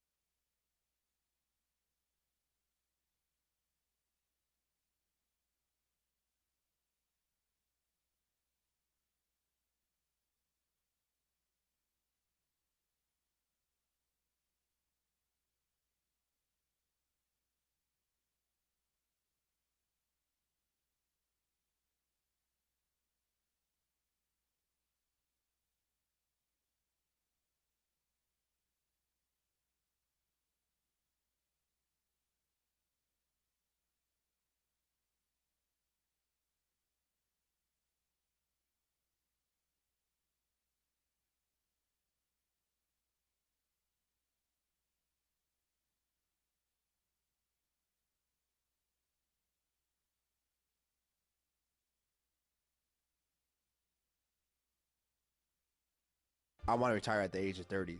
I'm 23 right now. I'm going into year 3. I think of Aaron Donald like, man, like to go out at the top, I think it would be super cool. But then also be like, yo, like I want to have a big family. Just like I want to have at least a starting 5. I'm like, I came from a big family. Oh, So he like, said he want 5. I need 5 boys. I need 5 boys for sure. That's cool. But also be like, man, I want to be able to like be a part of their lives and like be as active as I can with them. So I'm like, I don't want to be. The injuries are something that you can't control part of the game. So like, man, like you never know. Hopefully, like the rest of your career go healthy. But like, man, you have shoulder surgery, you have knee surgery, you have ankle, and be like, yo, like by the time my kids could be 18, I'm like, I could be barely walking. That's Puka Nacua on the Join the Lobby podcast. He expressed in that conversation he wants to retire at age 30. He wants to be in the NFL for a good time, not a long time. Those are often sentiments expressed by very young people, but certainly in a physical sport like football, it's an admirable goal to set. And also, it's a lot more realistic than it used to be for NFL players to retire after that first bite at the apple, the big contract. Puka's on like a $4 million rookie deal right now, which, by the way, is a great way to set up your life. Plus, he's got endorsement contracts. He's got all that kind of stuff. If he never gets a big second contract, that's a pretty healthy way to start off your 20s, all right? If he stays among the most productive NFL wide receivers when it comes time to extend and re-sign, we talked about this in the offseason. I mean, guys are making $30 million average value per year as elite wide receivers now. So everyone's going shorter contracts at this moment. If Puka signs like a 4-year, $120 million deal, 85 of that's going to be guaranteed. $85 million guaranteed. You could retire at 30 if you want. You could. My favorite reaction to this was on the Dan Patrick Show earlier, which you can hear 7 to 10 every morning here on ESPN 792.1 FM. The #1 morning show in the market. I don't know if you heard that, OC. I'm aware, yeah. Been that way for a while. They did fill in the blank. Okay. Puka Nacua saying he wanted to retire at 30 is blank. Marvin Prince, the newest Danette, said rich. I'm like, yep, that's what that, or sounds rich. That's totally relatable. Here's the thing. Our guy Marvin. Puka is awesome, and you will hear people say this when they're in their 20s. I want to retire when I'm 30. I want to retire when I'm 40. How many people do you actually know who retire and stay retired, even if financially they can, when they're in their 30s or 40s? It doesn't happen. No. People get bored. Like, you got to have something to do. He wants 5 kids. He said at least 5 kids. He comes from a big family. Especially, Puka, I love you, dude. Especially if you have 5 kids, you're going to be like, I need at least a hobby job. I need at least something to get me out of the house. Need a break. Need my own little break from the house. Shout out to all of you stay-at-home parents out there, stay-at-home moms, stay-at-home dads. I love nothing more than I love being a father. It is the most gratifying thing by an order of magnitude that I've ever done. And I feel like I've done some pretty cool things. But if you've got a house full of, 2, 3, 5 kids, there are times when you're like, man, a job would be really good for my mental health right now. I know that there are a lot of stay-at-home moms, if they're listening at this moment, are just like, yep, that would be good. Puka, you're not going to want to retire and be at home at age 30 with 5 kids, I promise. Now, the part that I applaud him for thinking this way, the part where he says at the end where you never know what injuries are going to do to your body, and he expressed that he wants to be able to play with his kids. He wants to be that really active dad that those of us who want to be fathers or who already are fathers want to be for our kids. Love that he's already thinking that way at age 23. That's wonderful. That's super great. That part is awesome. But do you know how big the gap is between Puka's function right now as an elite, well-tuned athlete, and how far he would have to fall to not be able to play with his kids? Not be able to run around? Yeah. Puka, you have some wiggle room here, dog. The other thing that Dan Patrick brought up as they were talking about this was that he's 23, 30 years old to the average 23-year-old seems like a long way away. 7 years goes by like that. Sure it does. Once you're an adult and you have an adult job and all that stuff, and you're providing for yourself and or a family, like the years go by, right? Especially if you have kids. So he's gonna practically blink and be 30. Is he sure that he's gonna want to stop playing at that time? I'm not sure he can be sure at this time. Here's the other thing about it. At 30, the NFL might decide they're done with him before he decides he's done with the NFL. The big 3-0, you might as well be 40 as an NBA player if you're 30 in the NFL. The wild thing about it is, especially now that, his contract, his contract could be, like I said, $150 million. And does your production outweigh the cost?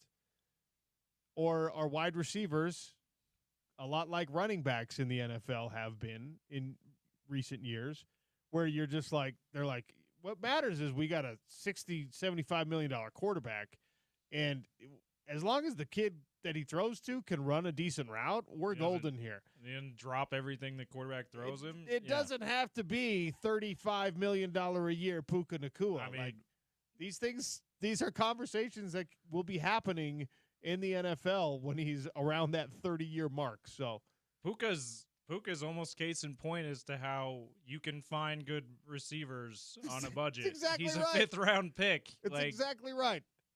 Hey, guy, we might be able to find a different Puka by the time you're 30. His own team literally just did that. Cooper Kupp is 30 years old. That's a good point. And expensive, and they're just like, we have a cheap, young, better right now version of you, and his name is Puka Nacua. So, maybe that's what's behind all of this is he's seeing what's happening.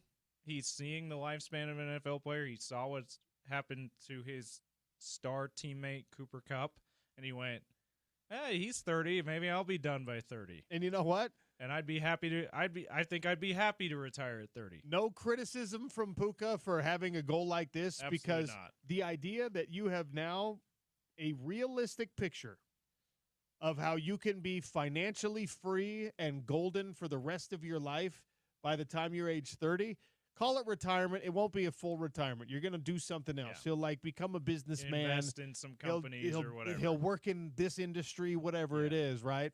But from football, wanting to retire at 30 and being able to focus on family and things like that, dude, that's called winning in life. If that's a realistic goal for you, Puka Nacua has already won in life. It's pretty impressive. And if we sound like we're being overly critical, which we're trying not to be, we're just jealous. That's what it is. That's all it is. We're jealous like everyone else is. That someone can say, "Yeah, I might be retired at 30 and be happy." And you know what? I mean, the longer you talk about it, the more accurate it sounds. Like it's a real possibility for him. Like, because whether by choice or by the league moves on by from mandate. Him. Yeah. Like the idea that you're playing wide receiver at a very high level in the NFL past the age of 30, there's not a lot of guys who still do it. So good for you, Puka. Also, dude, knock on wood, stay healthy, move forward. Absolutely. Because a lot of this discussion is all about that, how healthy you could be. All right, Love Volleyball is back with games April 4th and April 5th at Bruins Arena at Salt Lake Community College. We'll have a pair of tickets to give away during our topical trivia around 1:45 today. I just committed a cardinal sin in radio. I teased something going into the break, and then we didn't talk about it. Got distracted.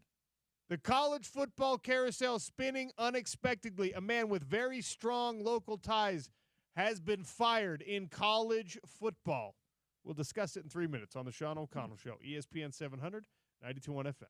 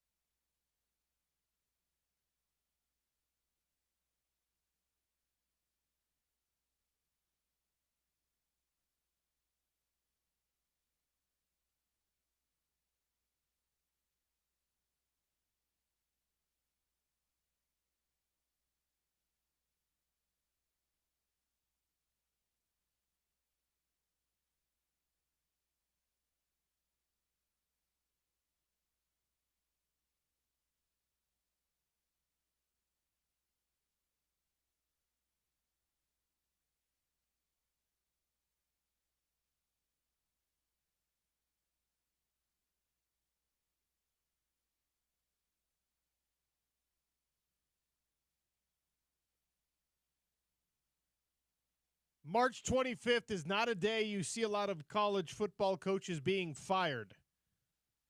Troy Taylor has been fired by Stanford University. The former Utah offensive coordinator, the Sacramento State head coach, has been fired by Stanford by general manager Andrew Luck, who issued a statement in conjunction with the decision.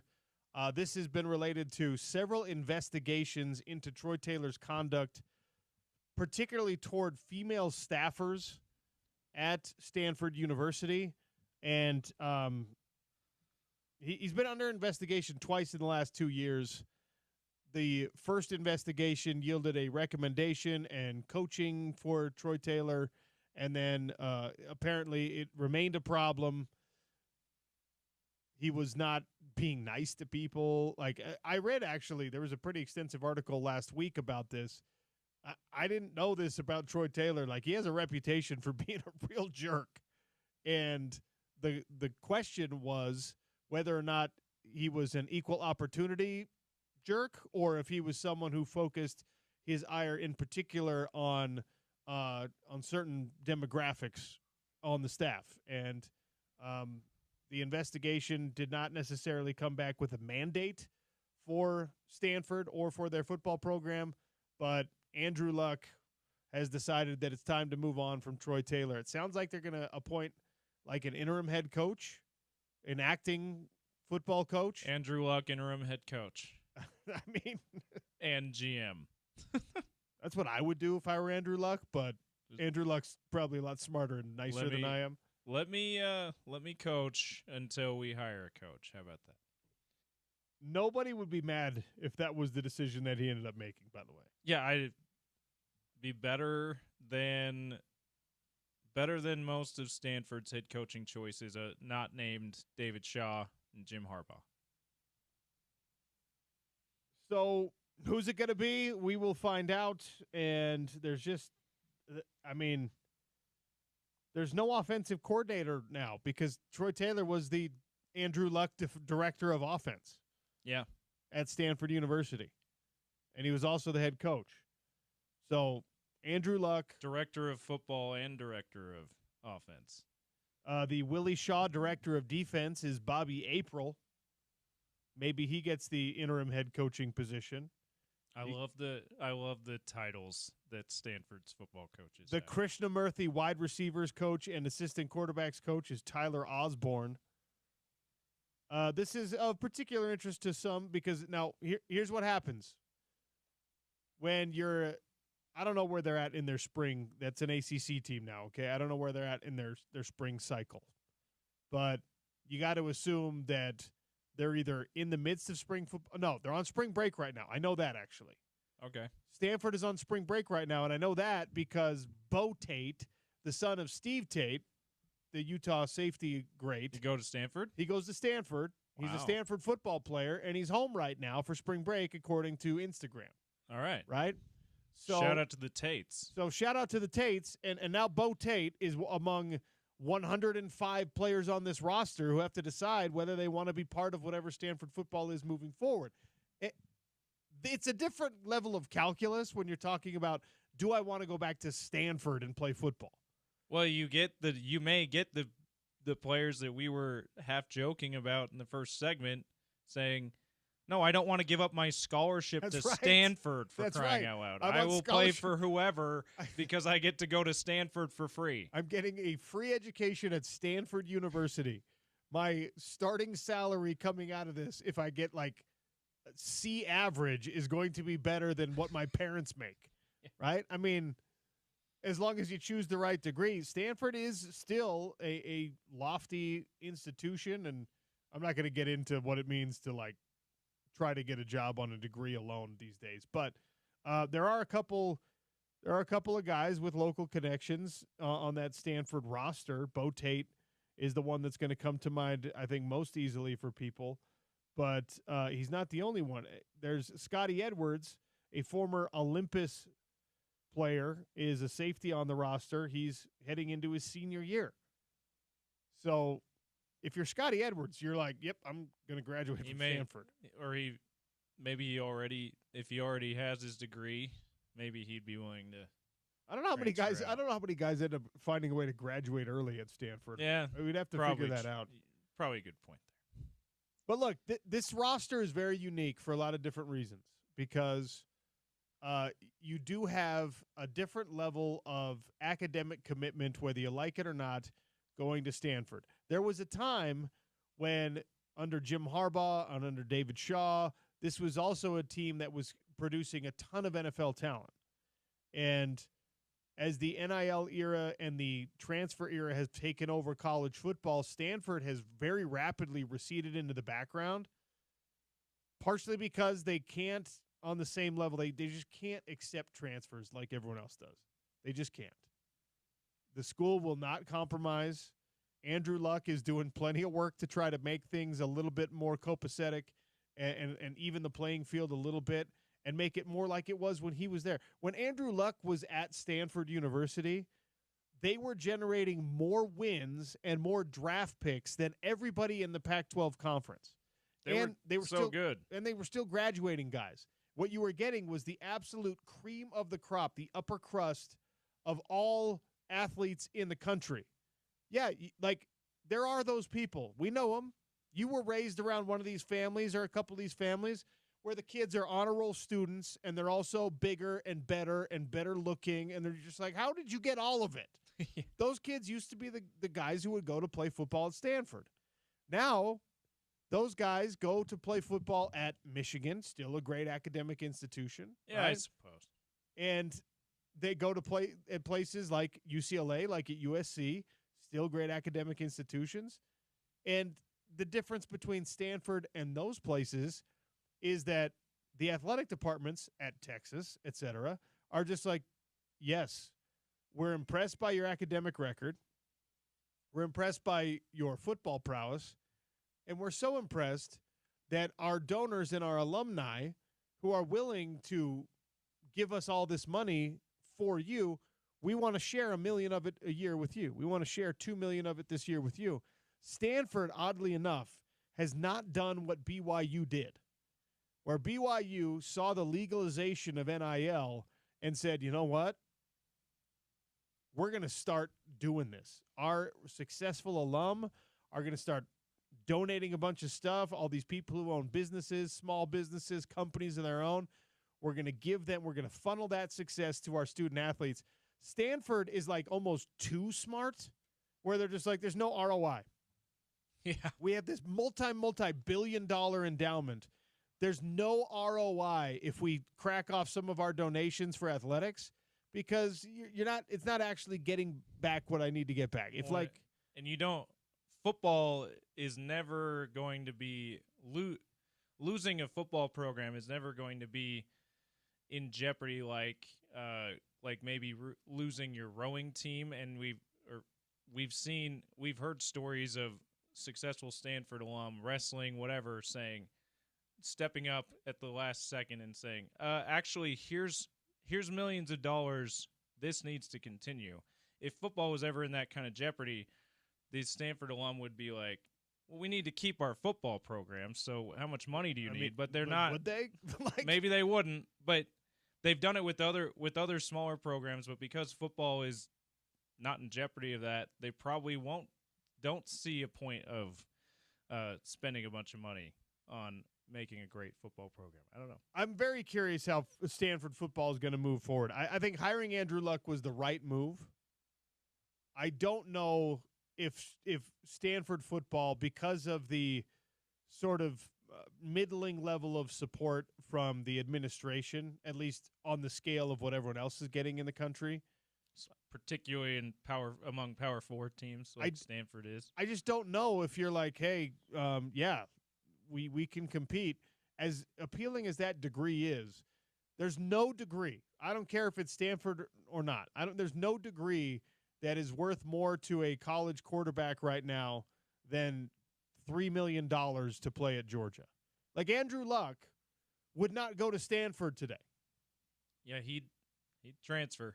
He'd be probably like transfer. Andrew Luck would or be not, like, or not sign on in the first place. As highly recruited as he was, Andrew Luck would just be like, okay, well, I'm going to go play at USC. USC pays their quarterbacks $3 million. Stanford doesn't. Like, your Stanford degree is remarkable and amazing. And over the life of the loan, so to speak, you're going to make millions of dollars potentially as a Stanford graduate. But the potential, the bird in the hand or two in the bush, like, hey, you can get whatever you can get for Stanford. I don't know what they're paying their starting quarterbacks, but it ain't what USC's paying, right? Your education has to be worth a hell of a lot to want to go to Stanford instead of a place that is writing the checks that elite teams are writing right now for starting quarterbacks. Yeah, he'd say I want to play for Kyle Whittingham, actually. That's what he would do. One Absolutely. One of those. Oh, USC, yeah, I can't get as much at USC as I can Utah. I hope Andrew Luck can turn the tide. I hope so too, because Stanford, it was pretty cool. Stanford was pretty cool when they were They were awesome for that 10 years in the end of the 2000s into the 2010s. It was great for Utah to be in the conference with Stanford too. They were like the two bullies on the block. Yeah. They would slug it out, right? And then it was just fun to watch. And when Stanford's good, that campus, by the way, hopefully everyone got an opportunity to go to an away game at Stanford. That place, if you're a student athlete, I mean, goodness gracious, that place is heaven on earth. Be interesting to see what is next for Troy Taylor too. If he maybe has to go to FCS ranks to be a head coach again, or if he takes an offensive coordinator job somewhere. He had a lifetime deal at Sacramento State, basically. Maybe he just goes back to Sacramento State. I don't know. I could see it. I think he's a good football coach. Sounds like he needs to adjust the way he treats people. Leadership styles are very, very interesting. And Stanford, one thing that we know about Stanford and Cal very particularly, who are always connected at the hip, the old way of doing things, the kind of like the boys club, you're not going to get away with that at Stanford and Cal the way you're going to get away with that almost anywhere else in the country. Like, those are two places where that cultural stuff is very much under a microscope. And Troy Taylor, he's out at Stanford. So they've got to figure something out moving forward. Bo Tate and company, the players with Utah connections, the transfer portal window, post-spring transfer portal window, is going to see some coaches aggressively pursuing several of these guys. I don't know where we see Bo end up. I hope we see him stay at Stanford because he's not a pro football player, and I don't think he's a big-time NIL type guy. So stay where you get the great education. We'd still love to see him come to his dad's alma mater, though, and be a Ute, maybe contribute that way. But if not, probably stay at Stanford. All right, as long as we're talking a little football, Utah spring football back in action. We haven't fleshed this out all the way, so I want to spend some time on it next. Where does the tight end feature in this new offense at the University of Utah? It's actually a more pressing question than you're probably giving it credit for. The Sean O'Connell Show on Utah's #1 sports talk, ESPN 700, 92.1 FM.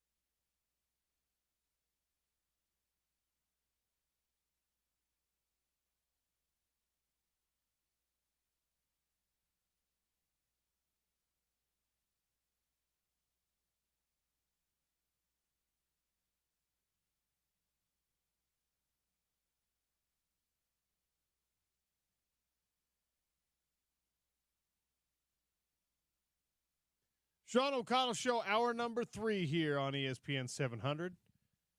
ESPN700sports.com. Any of the show that you miss, you can find in our on-demand section. If you haven't already, make sure you download our ESPN 700 app, and you can always find us wherever you get your great podcasts. Utah Spring football underway this week. Coverage provided to you by our friends over at Jersey Mike's. Head to ESPN700sports.com for more details on where you get the latest and greatest from spring football. It's a beautiful day. It'll be a beautiful day for some spring football, and we will do our best to give you the information and the sound from practices as we get it. One of the questions that people keep asking. Availability later today, by the way. Yes. So stay tuned on the website and the app for some latest sound from spring football. Sorry to interrupt. Should hear a few sound bites at the very least from Kyle Whittingham and hopefully some offensive players, etc. One of the questions I keep getting privately every once in a while, people will text something in at 877-353-0700 on our Dish Pros text line as well, is like, hey, well, what about the tight end? The tight end has been such a strength for this Utah offense. And we asked Kyle Whittingham about it in our last interview with him, and he was just like, yeah, there's going to be less of that. And then we asked Jason Beck about it, and Jason Beck said, well, you got to play. This is an offense that doesn't look – there's not as much 12 and 13 personnel as you guys have gotten used to lately, but this is an offense that you got to adjust to play to the strengths of your personnel. The short-term versus the long-term answer on what the tight end's role is in this Utah offense might be two different answers, but in the short term, you kind of need – if you're Jason Beck, if you're Kyle Whittingham, if you're everyone on this staff, you kind of need to figure out whether or not Dallin Bentley, whether or not Landon King, whether or not these individuals are part of your plans. And if they are, what does that look like in the offense?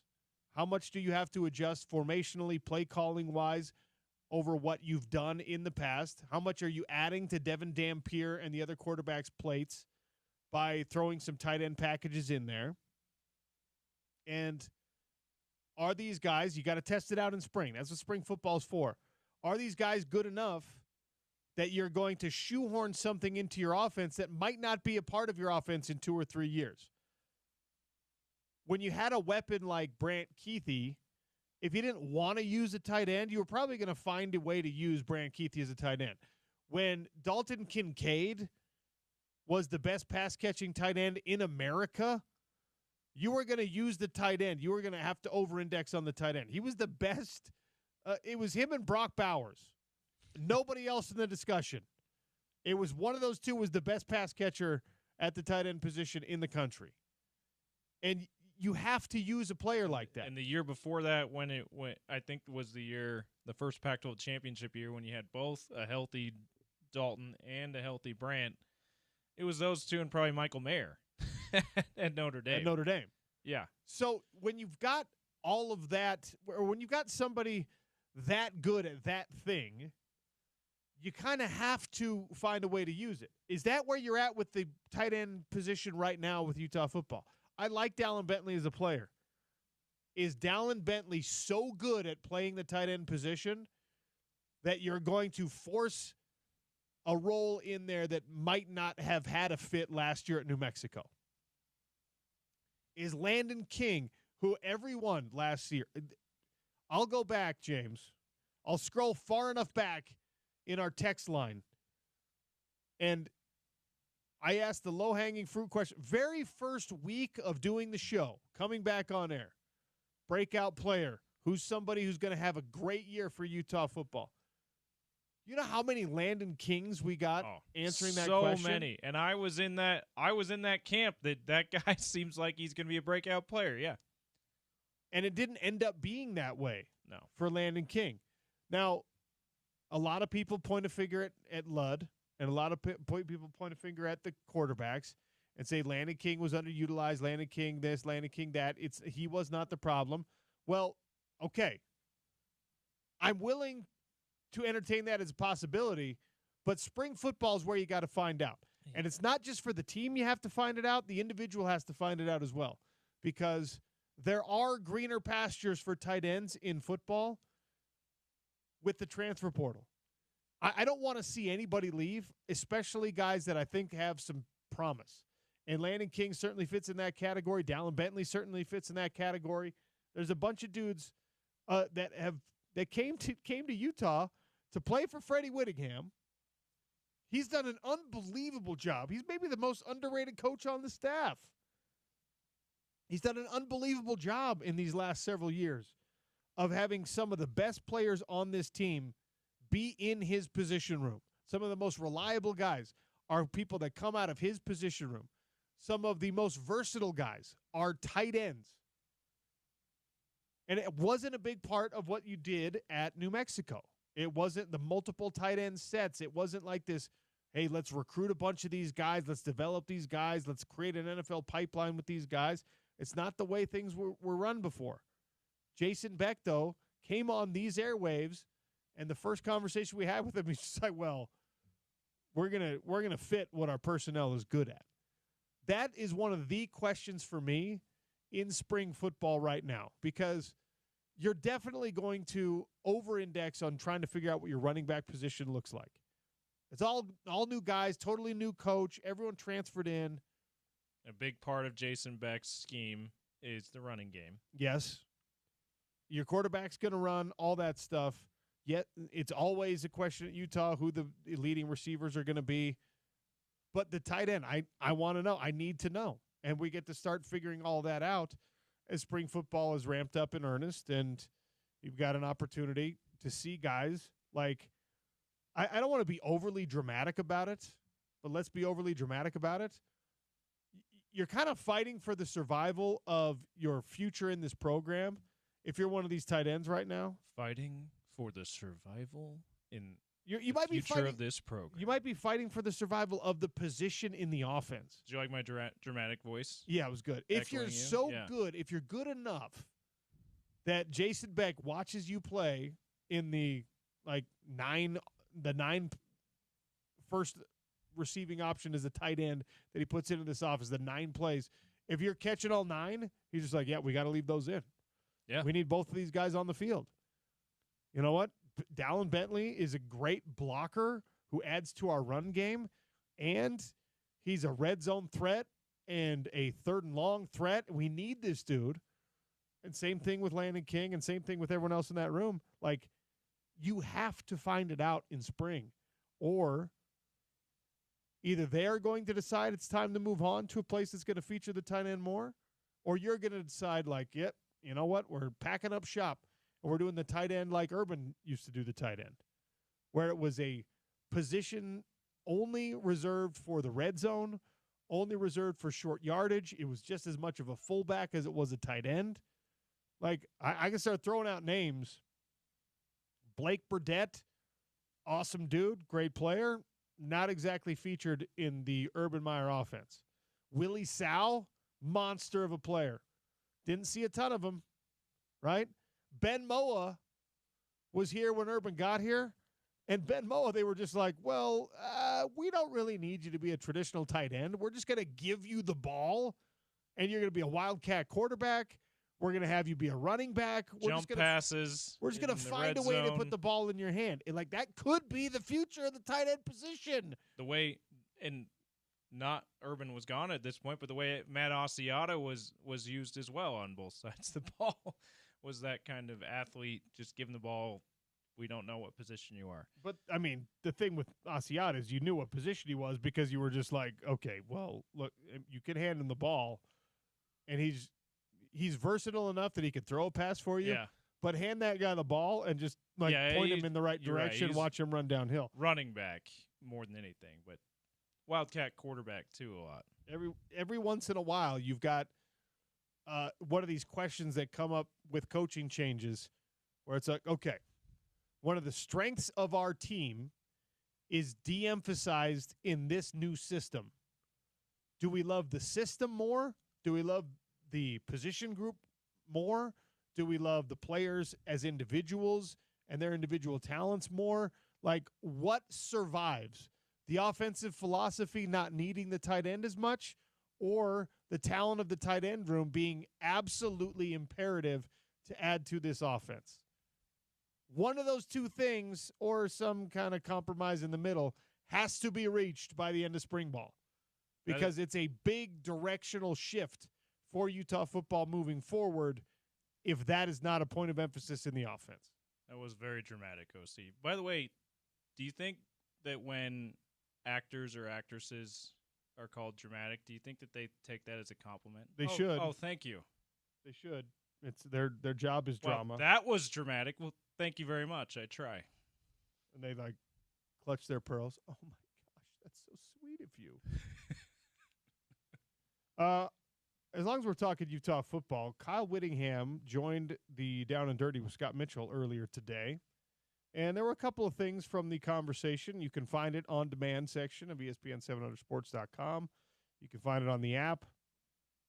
He did ask, Kyle Whittingham, Scott Mitchell asked Kyle Whittingham about the number of new players in the program and how it affects things in spring. Here's the answer. And by the time we line up in the fall and fall camp, we'll have over half of our roster that's new. So, that's a challenge in and of itself for a lot of reasons, chemistry-wise for the team, schematics. And we've had to streamline, I guess is the right word, schematically what we do, because when you get guys – it's plug and play. You better have a system that you can get these guys in here and teach them in a short amount of time and be able to get them to function quickly because there is so much turnover and that's something that the change in the NCAA rules has allowed a little bit smoother transition in that regard. But no longer do you have the luxury of having complicated systems on both sides of the ball and needing the players to soak in that system for 2 or 3 years before they're ready to play. That's out. It's hey, you get here and you be ready to play because that's just the nature of the beast now. I mean, the what have you done for me lately methodology has been pushing itself further and further and further into college football. I'm not surprised by any of what Kyle Whittingham had to say there, but half the roster being new in fall camp when it used to be a quarter of your roster in a really heavy recruiting year. Yeah. There were some times where you had like 12 new players heading in. I mean, and you don't always account for walk-ons because most of them don't ever see the field or make a big difference for your field. Usually different walk-ons every year too. So yeah, I mean I would think. Yeah, I also thought it was for people who might still be wondering why you move away from a guy like Andy Ludwig, who you had so much success under for a long time, 2 Pac-12 championships, some of the best offense Utah has had in 2 different stints in the Kyle Whittingham era, if not the best. He kind of said it without directly answering that question. He kind of said we need a simpler offense, and Andy's way was that older school way where you can afford to let guys, as Witt said, soak in the offense for a couple of years and then get their opportunity to play, and they're already very well versed in that offense and they do really well. You don't get guys for a couple of years anymore, or you get way less of those guys for a couple of years to learn an offense. So it's got to be plug and play, which sounds like the expectation anyway is that that's what Jason Beck's offense is going to provide. So we'll see how it all plays out for the new players, obviously, with Kyle Whittingham and this Utah offense and this Utah defense that is, I think, a little bit less subject to the change and the shifting sands of college football, but still, the defense is part of the roster, and that number of new players and the scheme being affected by that number of new players is something that ultimately affects the way the game is played and affects how this team is played. And Kyle Whittingham talked about that as well.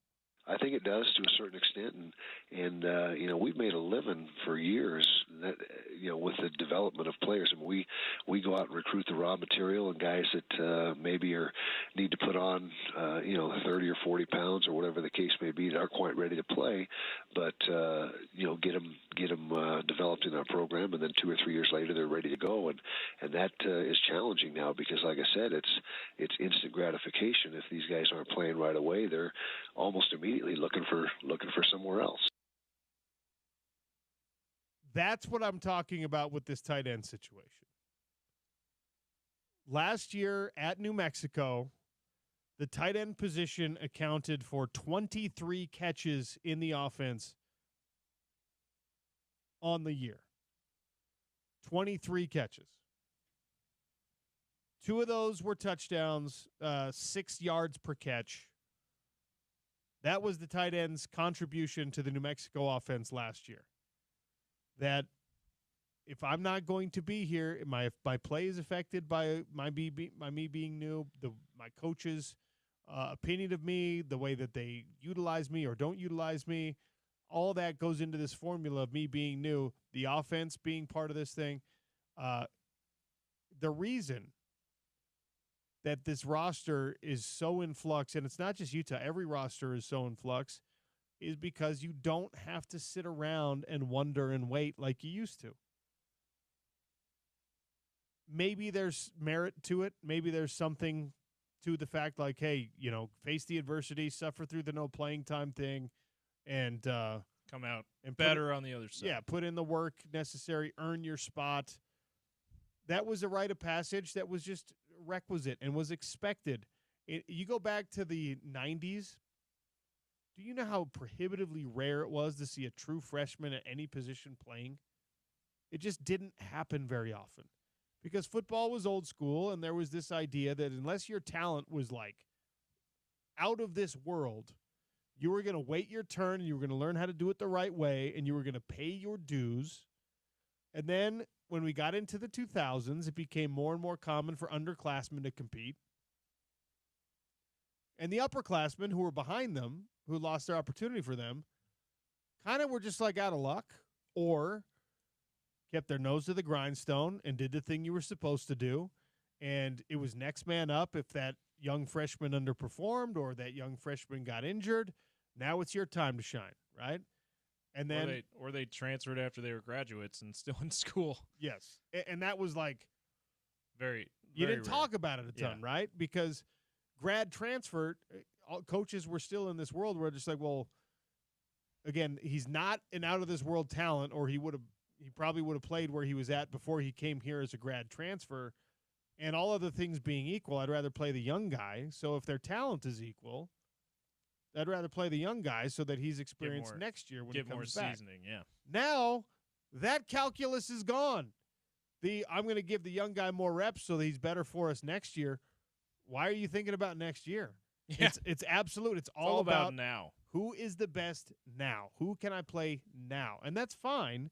It's just a different way of doing things in football. And the coaching staff, Kyle Whittingham, as old school as he is, and I've given him credit for this many times, and I will continue to do so, he doesn't love the changes that have happened. I mean, you can get him to talk about it publicly. You can certainly get him to talk about it privately. He doesn't love that, like, now you got to tell this kid, hey, you're going to get 7 catches a game. We're going to target you 7 times a game this year. Don't leave. Yeah. It used to be like, you'll get what I tell you get. You shut up, kid. Go. Block. Maybe in a couple years. Yeah. There's not even just one word. Block. Like, it just, and, he doesn't love that that's the way it is, but he's adapted to it, and he's playing by the new rules of the system, and he's acknowledging it in a way that I think makes it clear to his team and certainly to the fan base, this is what your expectation should be. We are going to identify talent. We're going to develop talent to the best of our ability, and they've still done a great job of that, by the way. We're going to develop talent to the best of our ability, and we are going to keep these guys here as much as we can this offseason. After the worst year of Kyle Whittingham's head coaching tenure, they were able to keep Smith Snowden around. They were able to keep the Fanos around. They were able to keep Lomu around. They were able to bring in Devin Dampier. They were able to bring in Wayshawn Parker. They were able to bring in all these guys that hopefully are going to be big contributors here. But you heard it out of the head coach's mouth. We have to figure it out. We got to figure it out now because the guys on the roster now might not be on the roster in the fall. Yeah, and again, if he had been stubborn and said, no, I'm going to stick to the way that made me successful for 20 years up to this point, Andy Ludwig might still be the offensive coordinator. Now, Ludwig stepped away it is officially a resignation, so maybe he steps away anyway, but you don't completely go, hey, we need to simplify this offense if you have the mindset of we're going to do what we always did. We're going to we're not going to have guys just play right away because we're afraid they'll transfer. We're going to have them develop, and then they're going to be awesome in a couple of years because we will make sure they stay. He knows that you can't risk that necessarily the same way you used to be able to, and he's adjusted. And one of the evidence of that is bringing in an offensive coordinator with a drastically different offense than the one he had before. That was, again, the most successful coordinator that Kyle Whittingham had ever had in 2 different stints. So it should be really interesting. I think you make some really good points about what's the tight end role in this offense and what is this new era of new players, half your team new every year. How's that affect Utah this season? All right, got to take a break. Again, spring football, you can find sound and all that on ESPN700sports.com. Spring football in action today. Media availability will begin around 4:30 is when we're supposed to get up there. So late afternoon today, early evening, you should have some new stuff up on the website, and it'll certainly be there tomorrow. The women's college basketball tournament, women's March Madness, has given us a couple of treat matchups. The Cinderella stories, much like on the men's side of things, not necessarily thriving in this 2024-2025 cycle, but one thing that we've been able to avoid, knock on wood, on the men's side of the bracket that unfortunately bit the women's side of the bracket yesterday, arguably the best individual player in all of college basketball on the women's side, is out for the rest of the tournament. We'll get into that a little bit on the other side. It's the Sean O'Connell Show on Utah's #1 sports talk, ESPN 700.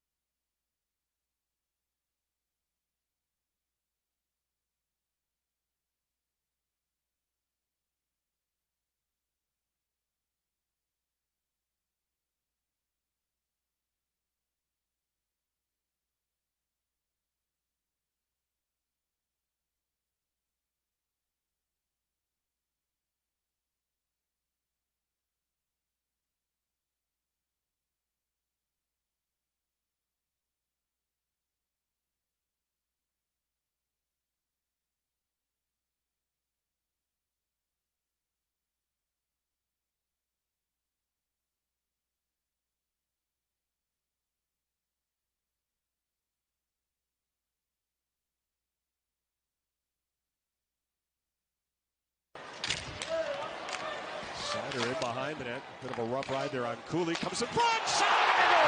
And it's Dylan Gunther. You can't stop that. 1-0 Utah.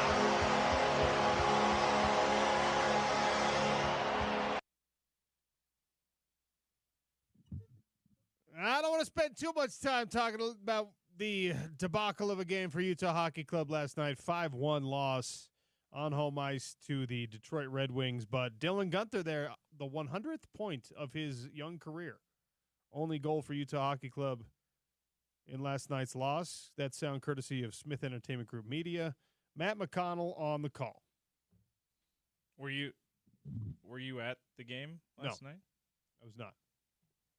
Were you at the game last night? I was not. I missed it. But seriously, historic moment for Gunther, even though it comes in a loss for Utah Hockey Club. Like, you put in the notes, 21 years old, already has 100 points. Like, a heck of a start to a career. He's with him, between him and Keller and Cooley and hopefully some of the draft capital you've got. It doesn't seem like it's going to happen this year. The playoff push is getting less and less likely. But this is a team that in 2 or 3 years is going to be a playoff staple and hopefully contending for a cup within 5. That's my hope for the Utah Hockey Club, who I also hope we won't have to call that much longer. Yeah. Mammoth. That's what I'm going with. The Mammoth. That's what I'm hoping for. Mammoth. Speaking of teams here in the state of Utah, Salt Lake Bees. When do you think the Bees season begins, James? Oh, that's still like 3 months away, right? Opening week is April 8th. Oh, my gosh. April 8th through the 13th. End of March already. Yes. We're a couple weeks away from the inaugural season at the ballpark at America First Square in South Jordan. The Bees with their new hive. They're going to be out there in the Daybreak area. So you get to experience Bees baseball in a completely new environment, completely new park. Totally different, totally fun, going to be awesome. Will I miss their presence in downtown Salt Lake City? Absolutely. Does that mean I'm not going to make the trip out to Daybreak to see what it's all about? Of course, I'm so curious just to see what the game day experience is like, what the backdrop of the Wasatch Mountains looks like from, a little bit more of an elevated position, a little bit further away. It's going to be awesome. Fireworks, drone nights throughout the season. Sunday brunch at every Sunday home game. Ooh, that's going to be fun. Say no more. Bark at the Park for 9 games where you get to bring your dog to the game. Spoiler awesome. alert.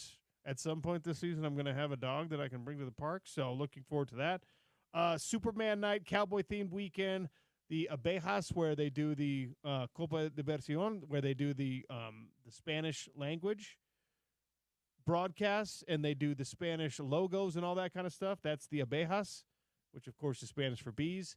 So you're going to get 3 of those nights. Best-looking uniforms that the Bees wear, by the way.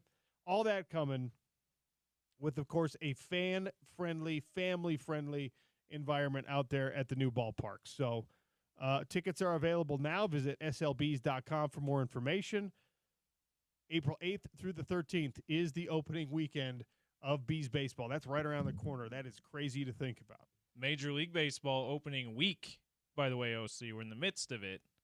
The Thursday when you're going to be at Let's Schwab Tires up in Roy is we'll be celebrating baseball opening day and Sweet 16 action as well as the tournament gets back up and going. So yeah, baseball season's already here. It's wild.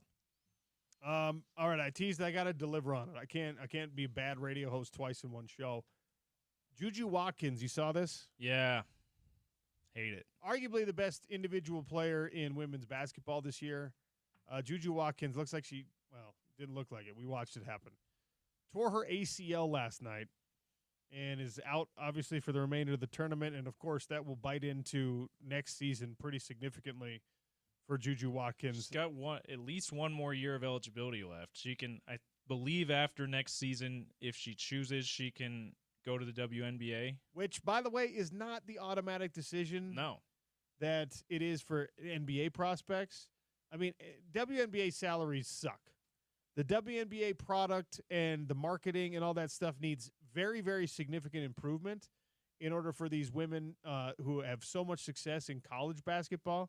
UConn, Fudd from UConn just decided she's going to stay and play another year at UConn because you can make just as much or more in the NIL environment of college basketball right now than you can on the trash rookie minimums and things like that in the WNBA. So Juju is going to be one of those players that I think the WNBA will hopefully embrace and do a better job of embracing her than they did Caitlin Clark, at least early on. But her future at USC is now hampered by this injury, which sucks for the remainder of this tournament, certainly, and sucks for USC and sucks for college basketball in general while she recovers from that. So you hate to see it. You knock on wood. You do whatever superstition that it doesn't happen in other sports where you've got nobody wants to see the best players in the sport go down and miss significant time. And especially in women's college basketball, that these last couple of seasons have really had their moment. They're getting a lot more attention. They're getting a lot more of the spotlight that they deserve, and the ratings have been justifying it and things like that. Let the WNBA conversation be what it is. Let it be separate. Let it be different. Women's college basketball has taken advantage of the opportunities, the better distribution, the better television game placement, and all that kind of stuff.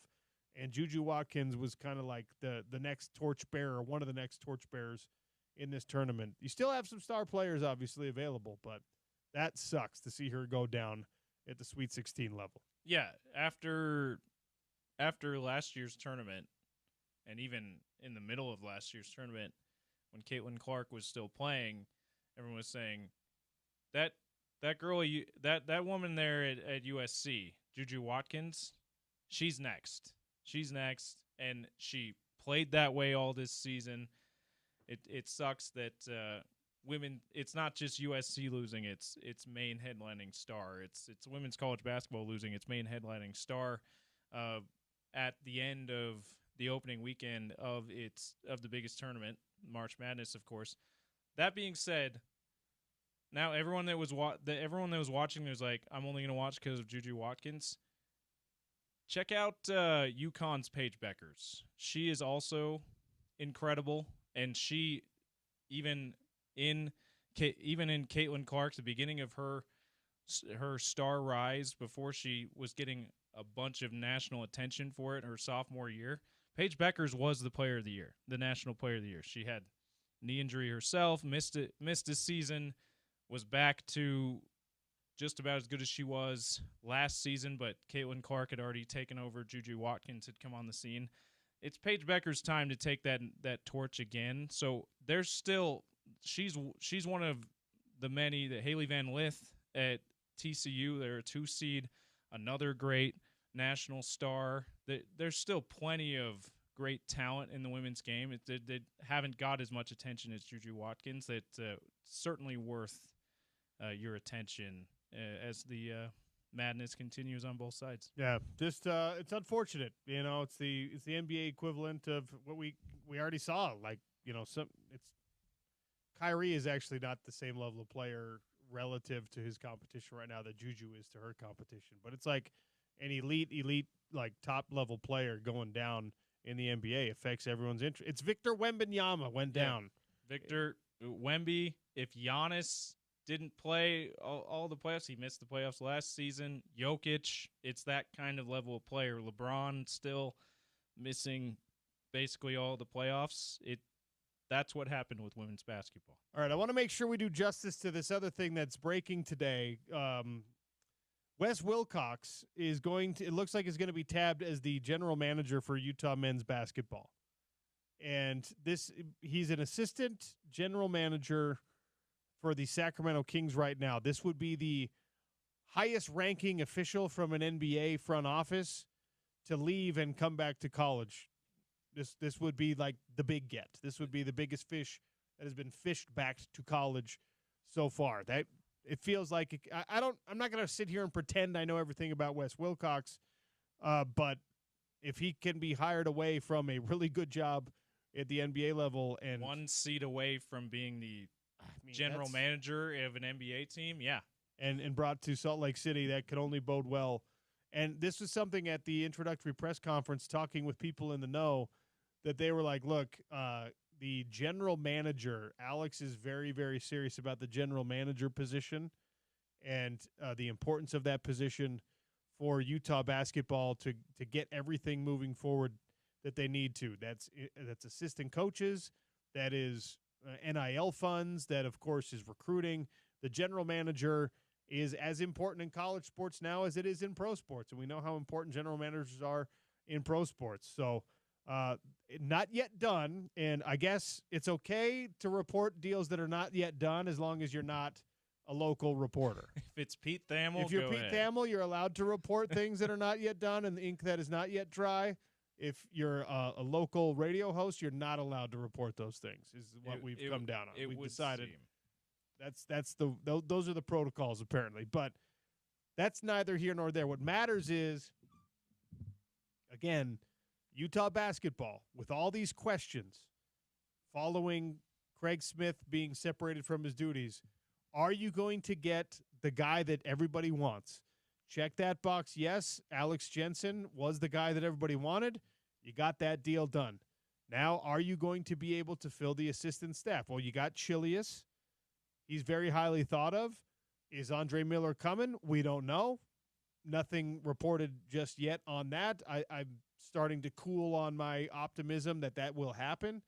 But one of the other questions that you had to ask is, well, is this job appealing enough? Is this a big enough gig that somebody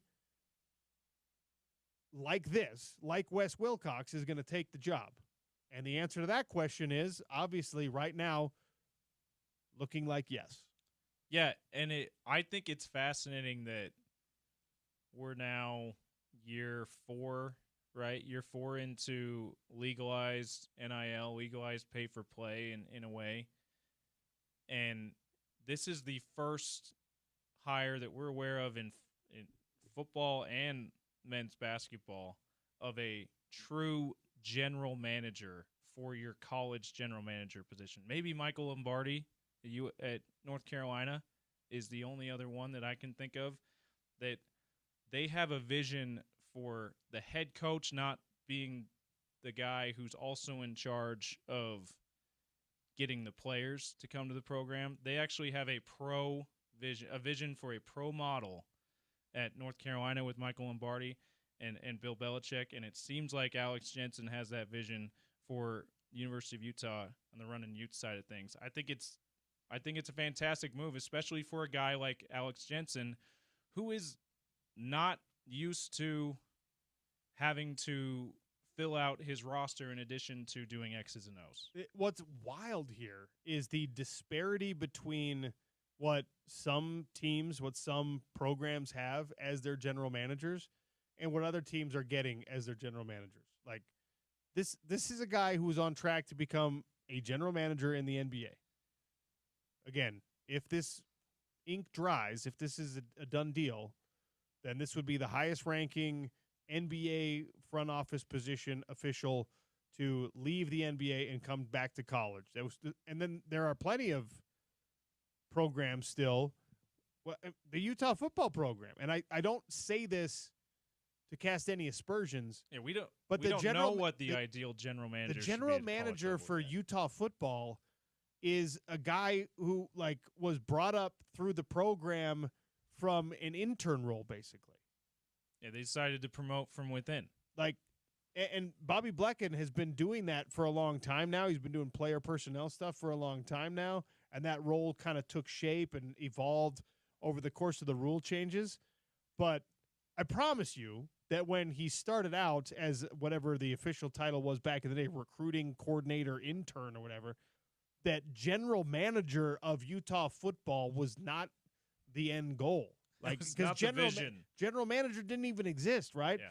So the head coach was the general manager. You have that happening in college sports right now, where you've got some of the kind of the homegrown. I just sort of evolved into this role, and then you've got this at the other end of the spectrum, this very by design. That guy was going to be the GM of an NBA team, and maybe still someday will, but that's the career path that individual was on. And now you're trying to pull these types of people back in. And then Stanford has just one of the all-time greats from their program. Like Andrew Luck is just I guess I know how to be a general manager.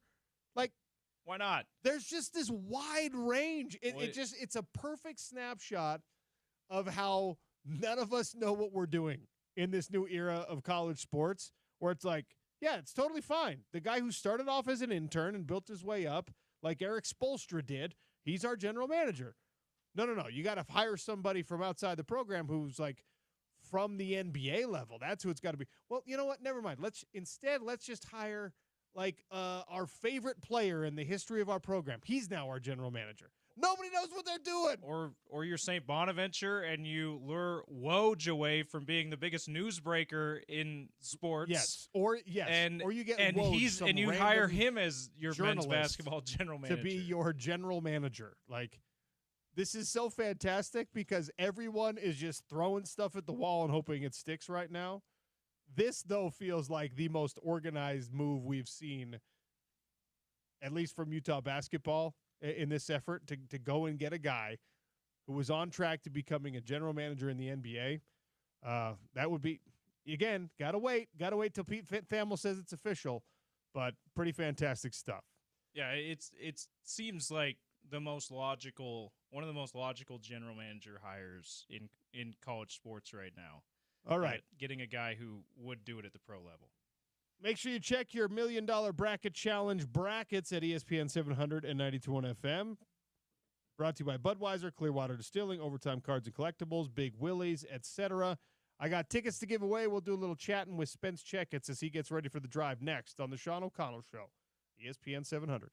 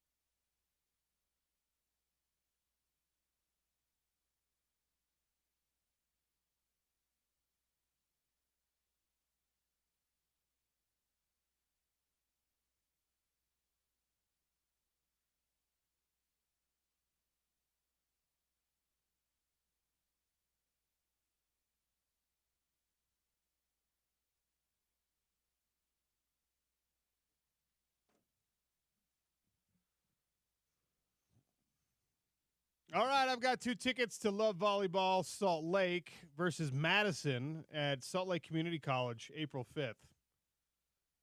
877-353-0700 on the text line. We did a little research today, and we discovered the origins of the word crimson and the color crimson. Where does that come from? What particular thing was the color crimson derived from? We talked about it on the show. I told you it was going to be the trivia question. 877-353-0700. Where did the original crimson dye come from? You can text that in. We'll give you a couple of tickets. Time for Crosstalk, brought to you by Burt Brothers. Time now to spring into savings. They've got $69 tires, $50 off service tickets, $79 alignments with the purchase of 2 or more tires. Stop by your nearest Burt Brothers today. Burt Brothers does it better. Nailed it. Yep. That's Spence Checketts. The drive is coming next. Sean O'Connell Show wrapping up here. How are you, Spence? I'm good. Sun's out, guns out. Beautiful day. Yeah, it's weird. He's wearing cut-off sleeves. I'm not. I'm not. You know what? Maybe I'll go Pat McAfee one day on the show and just show up in a tank. If you do it, I'll do it. I'm not going to do it. Why not? So, I don't have good arms. You have good arms. No, I don't. Sean, I've seen you with your shirt off plenty of times. Thank you. Okay? I used to watch you fight all the time. Wait, have you let the arms slip? I've let everything slip, Spence. What are we talking about? I wouldn't say that. You're still a good-looking fella. I bet those pythons still. I think you could do suns out, guns out if you wanted to. If he still had good arms, he'd win the flex. The problem camp. is, James, I'm sorry I can't hear you You're because we work in a radio studio where headphones don't work. So Okay. I'm sure whatever James is saying is very intelligent, but I can't hear him. Why don't we do the thing that James says something and you translate it? I don't want to do that. Okay, so you're not you won't wear a tank top and you won't translate. You're being a bad teammate, Sean. I'm sorry. I am a bad teammate, I guess. No, you're not, but you're being one. Okay. I'm telling you, you could rock a tank top. If you will rock a tank top for the YouTube channel, I'll rock a tank top for the YouTube channel. Well, you're going to be alone. I'm not going to do Well, that. I'm not going to do it if you're not going to do it. Okay. Fine. I'm not a grown-up because I don't weigh over 200 pounds, apparently. That's also true. Yeah. But you could get there. I would need a bulk. It would need a bulking season. I could put on some LBs. Yeah. So I would imagine you've been talking the Wes Wilcox news. I heard you when I was coming in. Yeah. It's news, by the way, even though it's not an officially done deal. Pete sure. Thamel is allowed to report those things. It's okay. So this is big for Utah Yes, basketball. it is. Yes, it is. This is huge. The highest ranking sitting NBA official, excuse me, to come back to college. That's a get. And what you need for Utah basketball is to keep stacking these gets. You got Alex Jensen. You're probably going to get this Wilcox guy. You got Chilius. Maybe you get Andre Miller. The transfer portal is open. Time to start getting some players. For sure. And, when you understand who Wes Wilcox is in the ecosystem of pro basketball, this is a guy who has been an NBA general manager. In Atlanta, he was their GM for 3 years. He's been in the NBA since 2003. He hired Alex to be the head coach of the Canton Charge, and most recently, the assistant GM of the Sacramento Kings. So what this means, if I had to guess, is they're paying him 7 figures. I would be stunned I would be stunned for a guy like this who's already been a general manager and who's an assistant GM right now. I bet he's making $500, $600K. And a guy that probably could get another job, I would be stunned if they're paying him any less than $1 million a year to be the general manager of Utah's basketball program. Well, one of the things we talked about why it was so significant to get Alex Jensen was because you're not getting Alex Jensen unless the financial commitment goes well beyond his salary. For sure.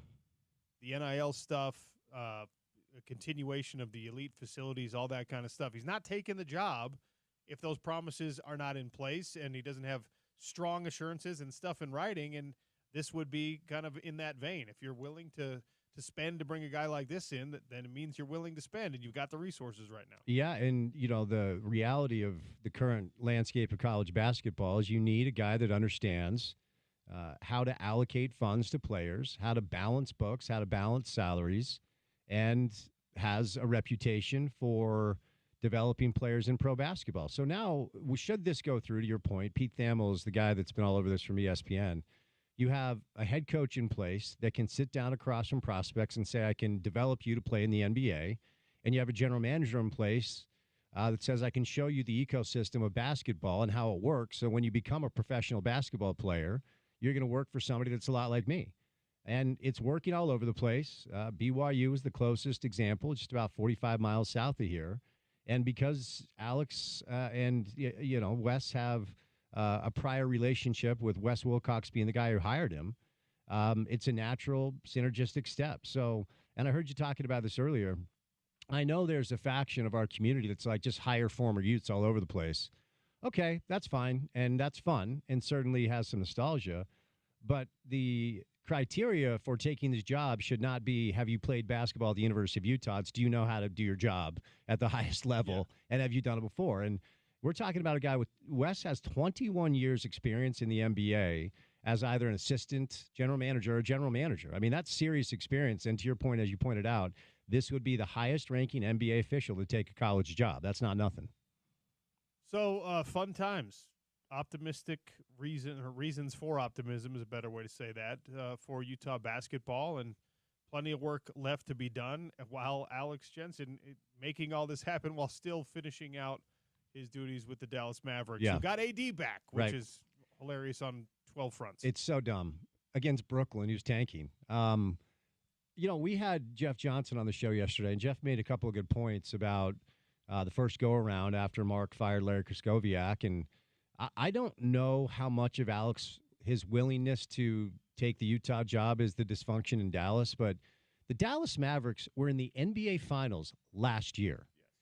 And the fall of that organization to the point where, I mean, look, Anthony Davis, Kyrie Irving, they do have talent on the roster, but the future there is no longer what it was.